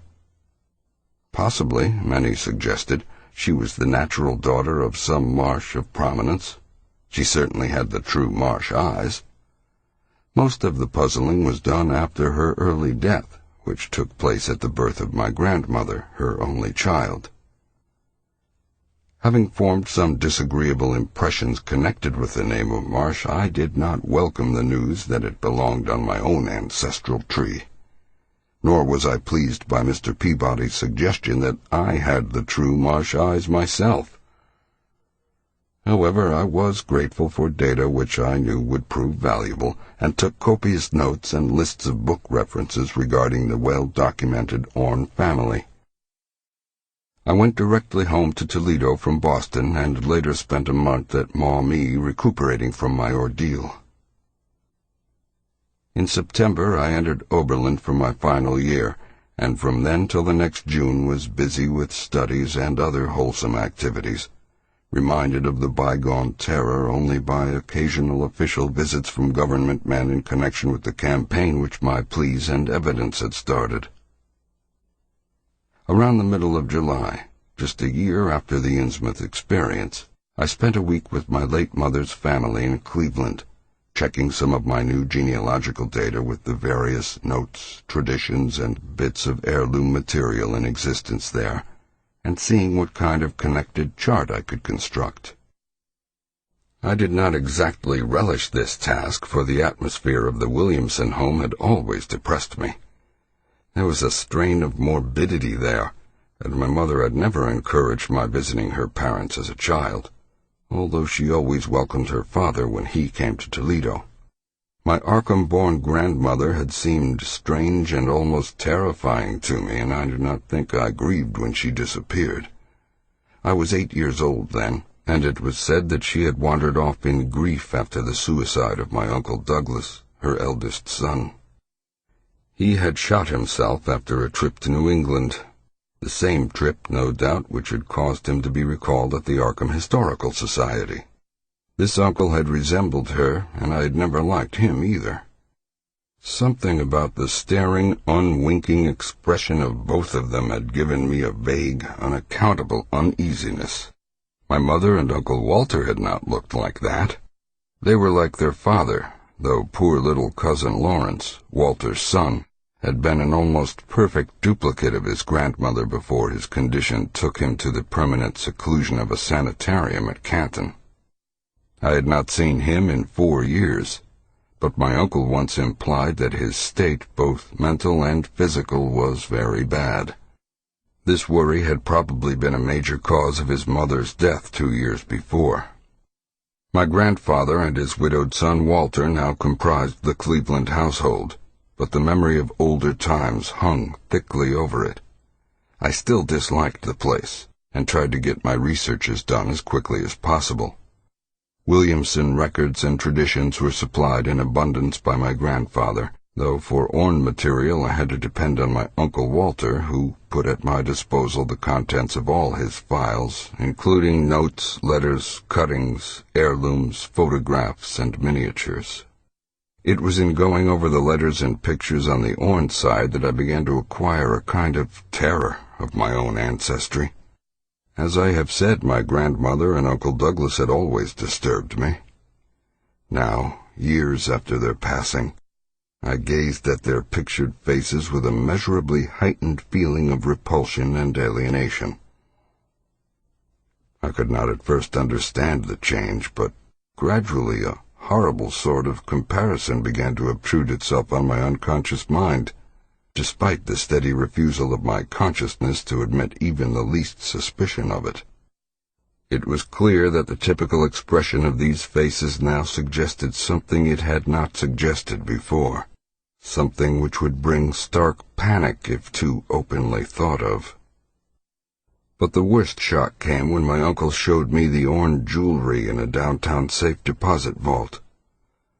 Some of the items were delicate and inspiring enough, but there was one box of strange old pieces descended from my mysterious great-grandmother which my uncle was almost reluctant to produce. They were, he said, of very grotesque and almost repulsive design, and had never to his knowledge been publicly worn, though my grandmother used to enjoy looking at them. Vague legends of bad luck clustered around them, and my great-grandmother's French governess had said they ought not to be worn in New England, though it would be quite safe to wear them in Europe. As my uncle began slowly and grudgingly to unwrap the things, he urged me not to be shocked by the strangeness and frequent hideousness of the designs. Artists and archaeologists who had seen them pronounced their workmanship superlatively and exotically exquisite, though no one seemed able to define their exact material or assign them to any specific art tradition. There were 2 armlets, a tiara, and a kind of pectoral, the latter having in high relief certain figures of almost unbearable extravagance. During this description I had kept a tight rein on my emotions, but my face must have betrayed my mounting fears. My uncle looked concerned and paused in his unwrapping to study my countenance. I motioned him to continue, which he did with renewed signs of reluctance. He seemed to expect some demonstration when the first piece, the tiara, became visible, but I doubt if he expected quite what actually happened. I did not expect it either, for I thought I was thoroughly forewarned regarding what the jewelry would turn out to be. What I did was to faint silently away, just as I had done in that briar-choked railway cut a year before. From that day on, my life has been a nightmare of brooding and apprehension, nor do I know how much is hideous truth and how much madness. My great-grandmother had been a Marsh of unknown source whose husband lived in Arkham, and did not old Zadok say that the daughter of Obed Marsh by a monstrous mother was married to an Arkham man through trick? What was it the ancient toper had muttered about the line of my eyes to Captain Obed's? In Arkham, too, the curator had told me I had the true Marsh eyes. Was Obed Marsh my own great-great-grandfather? Who, or what, then, was my great-great-grandmother? But perhaps this was all madness. Those whitish gold ornaments might easily have been bought from some Innsmouth sailor by the father of my great-grandmother, whoever he was, and that look in the staring-eyed faces of my grandmother and self-slain uncle might be sheer fancy on my part, sheer fancy bolstered up by the Innsmouth shadow which had so darkly colored my imagination. But why had my uncle killed himself after an ancestral quest in New England? For more than 2 years I fought off these reflections with partial success. My father secured me a place in an insurance office, and I buried myself in routine as deeply as possible. In the winter of 1930-31, however, the dreams began. They were very sparse and insidious at first, but increased in frequency and vividness as the weeks went by. Great, watery spaces opened out before me, and I seemed to wander through titanic, sunken porticos and labyrinths of weedy cyclopean walls, with grotesque fishes as my companions. Then the other shapes began to appear, filling me with nameless horror the moment I awoke. But during the dreams they did not horrify me at all. I was one with them, wearing their unhuman trappings, treading their aqueous ways, and praying monstrously at their evil sea-bottomed temples. There was much more than I could remember, but even what I did remember each morning would be enough to stamp me as a madman or a genius if I ever dared write it down. Some frightful influence, I felt, was seeking gradually to drag me out of the sane world of wholesome life into unnameable abysses of blackness and alienage, and the process told heavily on me. My health and appearance grew steadily worse. till finally I was forced to give up my position and adopt the static, secluded life of an invalid. Some odd nervous affliction had me in its grip, and I found myself at times almost unable to shut my eyes. It was then that I began to study the mirror with mounting alarm. The slow ravages of disease are not pleasant to watch, but in my case there was something subtler and more puzzling in the background. My father seemed to notice it too, for he began to look at me curiously and almost affrightedly. What was taking place in me? Could it be that I was coming to resemble my grandmother and Uncle Douglas? One night I had a frightful dream in which I met my grandmother under the sea. She lived in a phosphorescent palace of many terraces, with gardens of strange leprous corals and grotesque brachiate efflorescences, and welcomed me with a warmth that may have been sardonic. She had changed, as those who take to the water change, and told me she had never died. Instead, she had gone to a spot her dead son had learned about, and had leaped to a realm whose wonders, destined for him as well, he had spurned with a smoking pistol. This was to be my realm, too. I could not escape it. I would never die, but would live with those who had lived since before man ever walked the earth. I met also that which had been her grandmother. For 80,000 years, Fithial had lived in Nilfle, and thither had she gone back after Obed Marsh was dead. Nilfle was not destroyed when the upper earth men shot death into the sea. It was hurt, but not destroyed. The deep ones could never be destroyed, even though the Paleogean magic of the forgotten old ones might sometimes check them. For the present, they would rest. But some day, if they remembered, they would rise again for the tribute great Cthulhu craved. It would be a city greater than Innsmouth next time.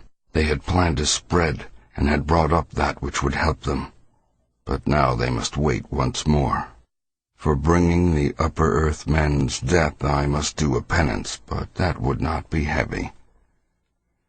This was the dream in which I saw a Shoggoth for the first time, and the sight set me awake in a frenzy of screaming. That morning, the mirror definitely told me I had acquired the Innsmouth look. So far I have not shot myself as my Uncle Douglas did.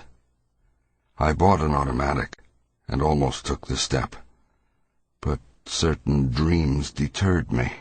The tense extremes of horror are lessening, and I feel queerly drawn toward the unknown sea deeps, instead of fearing them. I hear and do strange things in sleep, and awake with a kind of exaltation instead of terror. I do not believe I need to wait for the full change as most have waited. If I did, my father would probably shut me up in a sanitarium as my poor little cousin is shut up. Stupendous and unheard-of splendors await me below, and I shall seek them soon. La rouille, si huiha fulgagnal hidla. No, I shall not shoot myself. I cannot be made to shoot myself. I shall plan my cousin's escape from that Canton madhouse, and together we shall go to marvel-shadowed Innsmouth. We shall swim out to that brooding reef in the sea, and dive down through black abysses to the Cyclopean and many-columned Niflhe, and in that lair of the deep ones we shall dwell amidst wonder and glory forever. Dagon by H.P. Lovecraft. Read by Wayne June. I am writing this under an appreciable mental strain, since by tonight I shall be no more. Penniless, and at the end of my supply of the drug which alone makes life endurable, I can bear the torture no longer, and shall cast myself from this garret window into the squalid street below. Do not think from my slavery to morphine that I am a weakling or a degenerate. When you have read these hastily scrawled pages, you may guess, though never fully realize, why it is that I must have forgetfulness or death. It was in one of the most open and least frequented parts of the broad Pacific that the packet of which I was supercargo fell a victim to the German sea raider. The Great War was then at its very beginning, and the ocean forces of the Hun had not completely sunk to their later degradation, so that our vessel was made a legitimate prize, whilst we of her crew were treated with all of the fairness and consideration due us as naval prisoners. So liberal indeed was the discipline of our captors that 5 days after we were taken I managed to escape alone in a small boat with water and provisions for a good length of time. When I finally found myself adrift and free, I had but little idea of my surroundings. Never a competent navigator, I could only guess vaguely by the sun and stars that I was somewhat south of the equator. Of the longitude I knew nothing, and no island or coastline was in sight.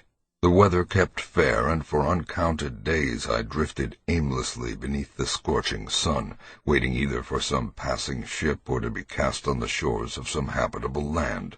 But neither ship nor land appeared, and I began to despair in my solitude upon the heaving vastness of unbroken blue. The change happened whilst I slept.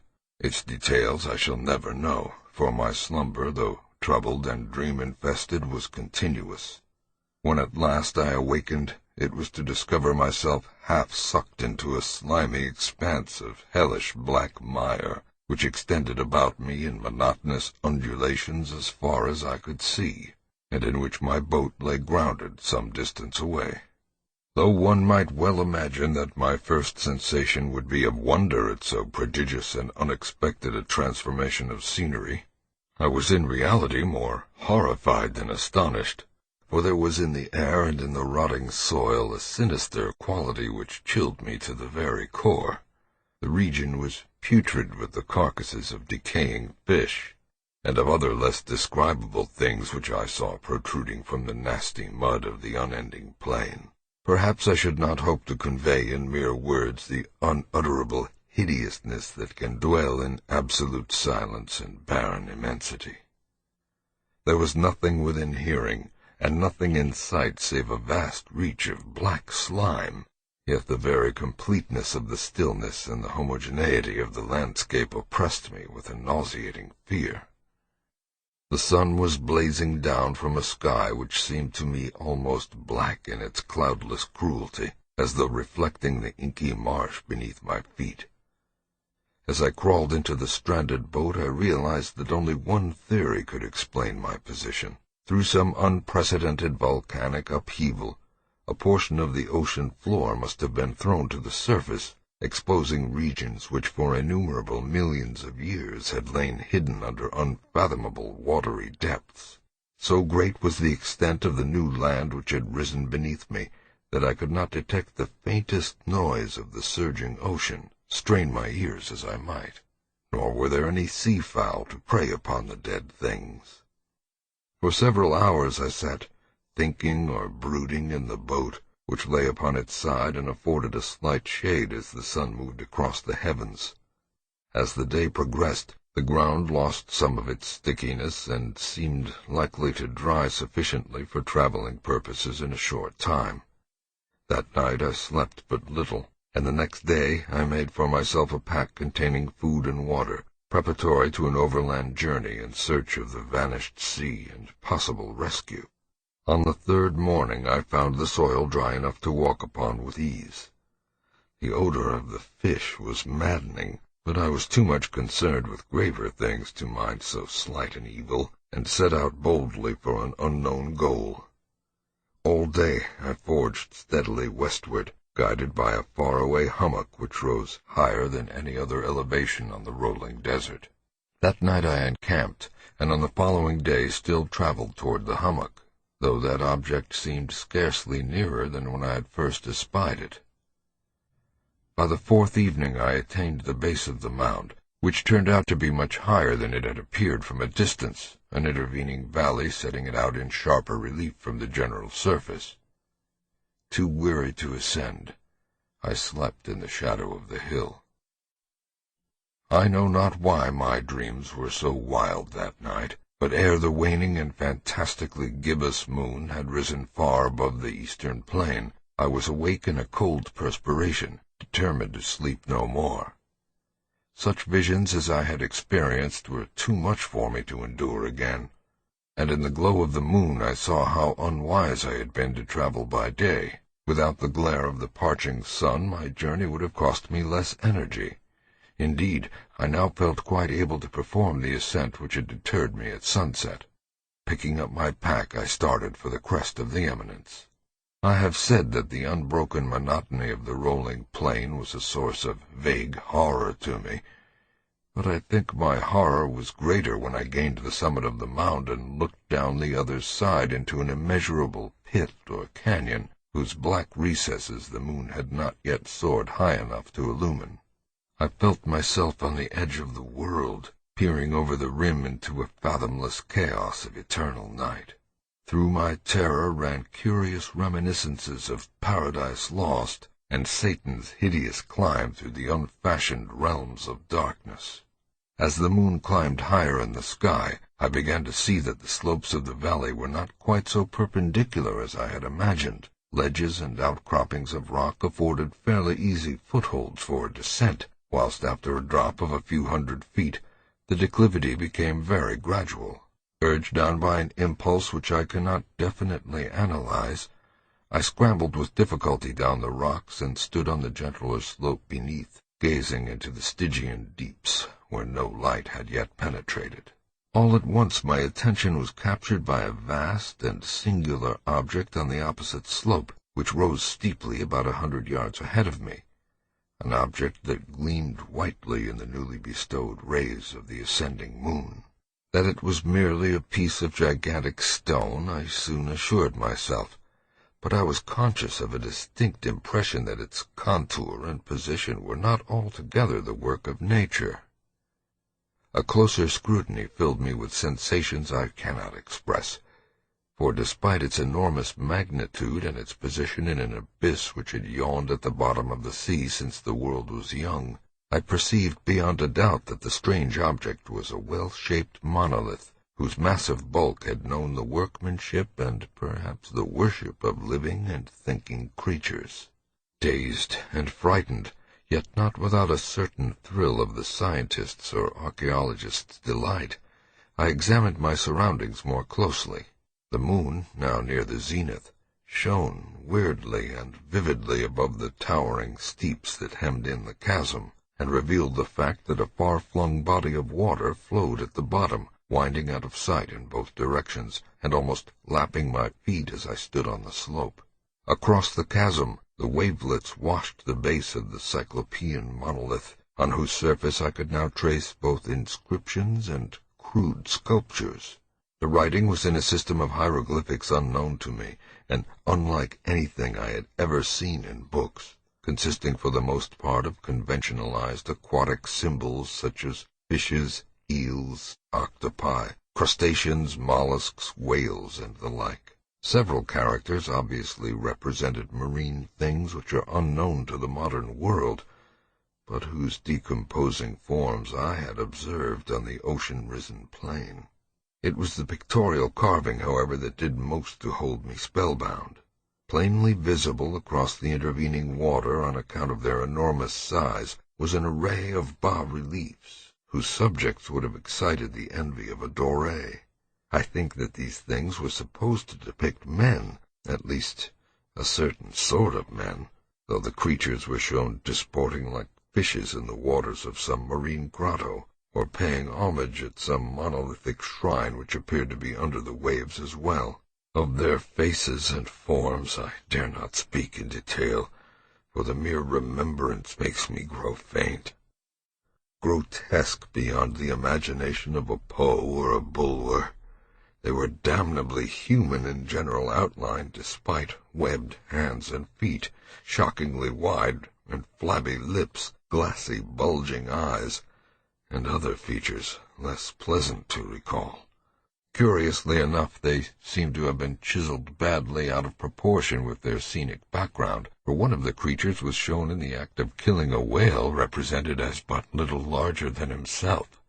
I remarked, as I say, their grotesqueness and strange size, but in a moment decided that they were merely the imaginary gods of some primitive fishing or seafaring tribe, some tribe whose last descendant had perished eras before the first ancestor of the Piltdown or Neanderthal man was born. Awestruck at this unexpected glimpse into a past beyond the conception of the most daring anthropologist, I stood musing whilst the moon cast queer reflections on the silent channel before me. Then suddenly I saw it, with only a slight churning to mark its rise to the surface. The thing slid into view above the dark waters. Vast, Polyphemus-like, and loathsome, it darted like a stupendous monster of nightmares to the monolith about which it flung its gigantic scaly arms, the while it bowed its hideous head and gave vent to certain measured sounds. I think I went mad then. Of my frantic ascent of the slope and cliff and of my delirious journey back to the stranded boat I remember little. I believe I sang a great deal, and laughed oddly when I was unable to sing. I have indistinct recollections of a great storm some time after I reached the boat.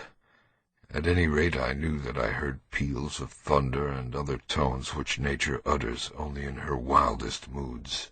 When I came out of the shadows, I was in a San Francisco hospital, brought thither by the captain of the American ship which had picked up my boat in mid-ocean. In my delirium I had said much, but found that my words had been given scant attention. Of any land upheaval in the Pacific my rescuers knew nothing, nor did I deem it necessary to insist upon a thing which I knew they could not believe. Once I sought out a celebrated ethnologist and amused him with peculiar questions regarding the ancient Philistine legend of Dagon, the fish god, but soon perceiving that he was hopelessly conventional, I did not press my inquiries. It is at night, especially when the moon is gibbous and waning, that I see the thing. I tried morphine, but the drug has given only transient surcease, and has drawn me into its clutches as a hopeless slave. So now I am to end it all, having written a full account for the information or the contemptuous amusement of my fellow men. Often I ask myself if it could not have all been a pure phantasm, a mere freak of fever as I lay sun-stricken and raving in the open boat after my escape from the German man-of-war. This I ask myself, but ever does there come before me a hideously vivid vision in reply. I cannot think of the deep sea without shuddering at the nameless things that may at this very moment be crawling and floundering on its slimy bed, worshipping their ancient stone idols and carving their own detestable likenesses on submarine obelisks of water-soaked granite. I dream of a day when they may rise above the billows to drag down in their reeking talons the remnants of puny, war-exhausted mankind, of a day when the land shall sink, and the dark ocean floor shall ascend amidst universal pandemonium. The end is near. I hear a noise at the door, as of some immense slippery body lumbering against it. It shall not find me. God, that hand! The window! The window!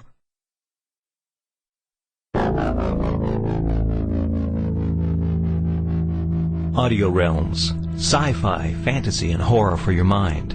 Please visit our website at www.audiorealms.com. This audiobook presentation has been created, produced, and copyrighted by Fred Godsmark and Audio Realms, Inc., and may not be reproduced in whole or in part without express written permission.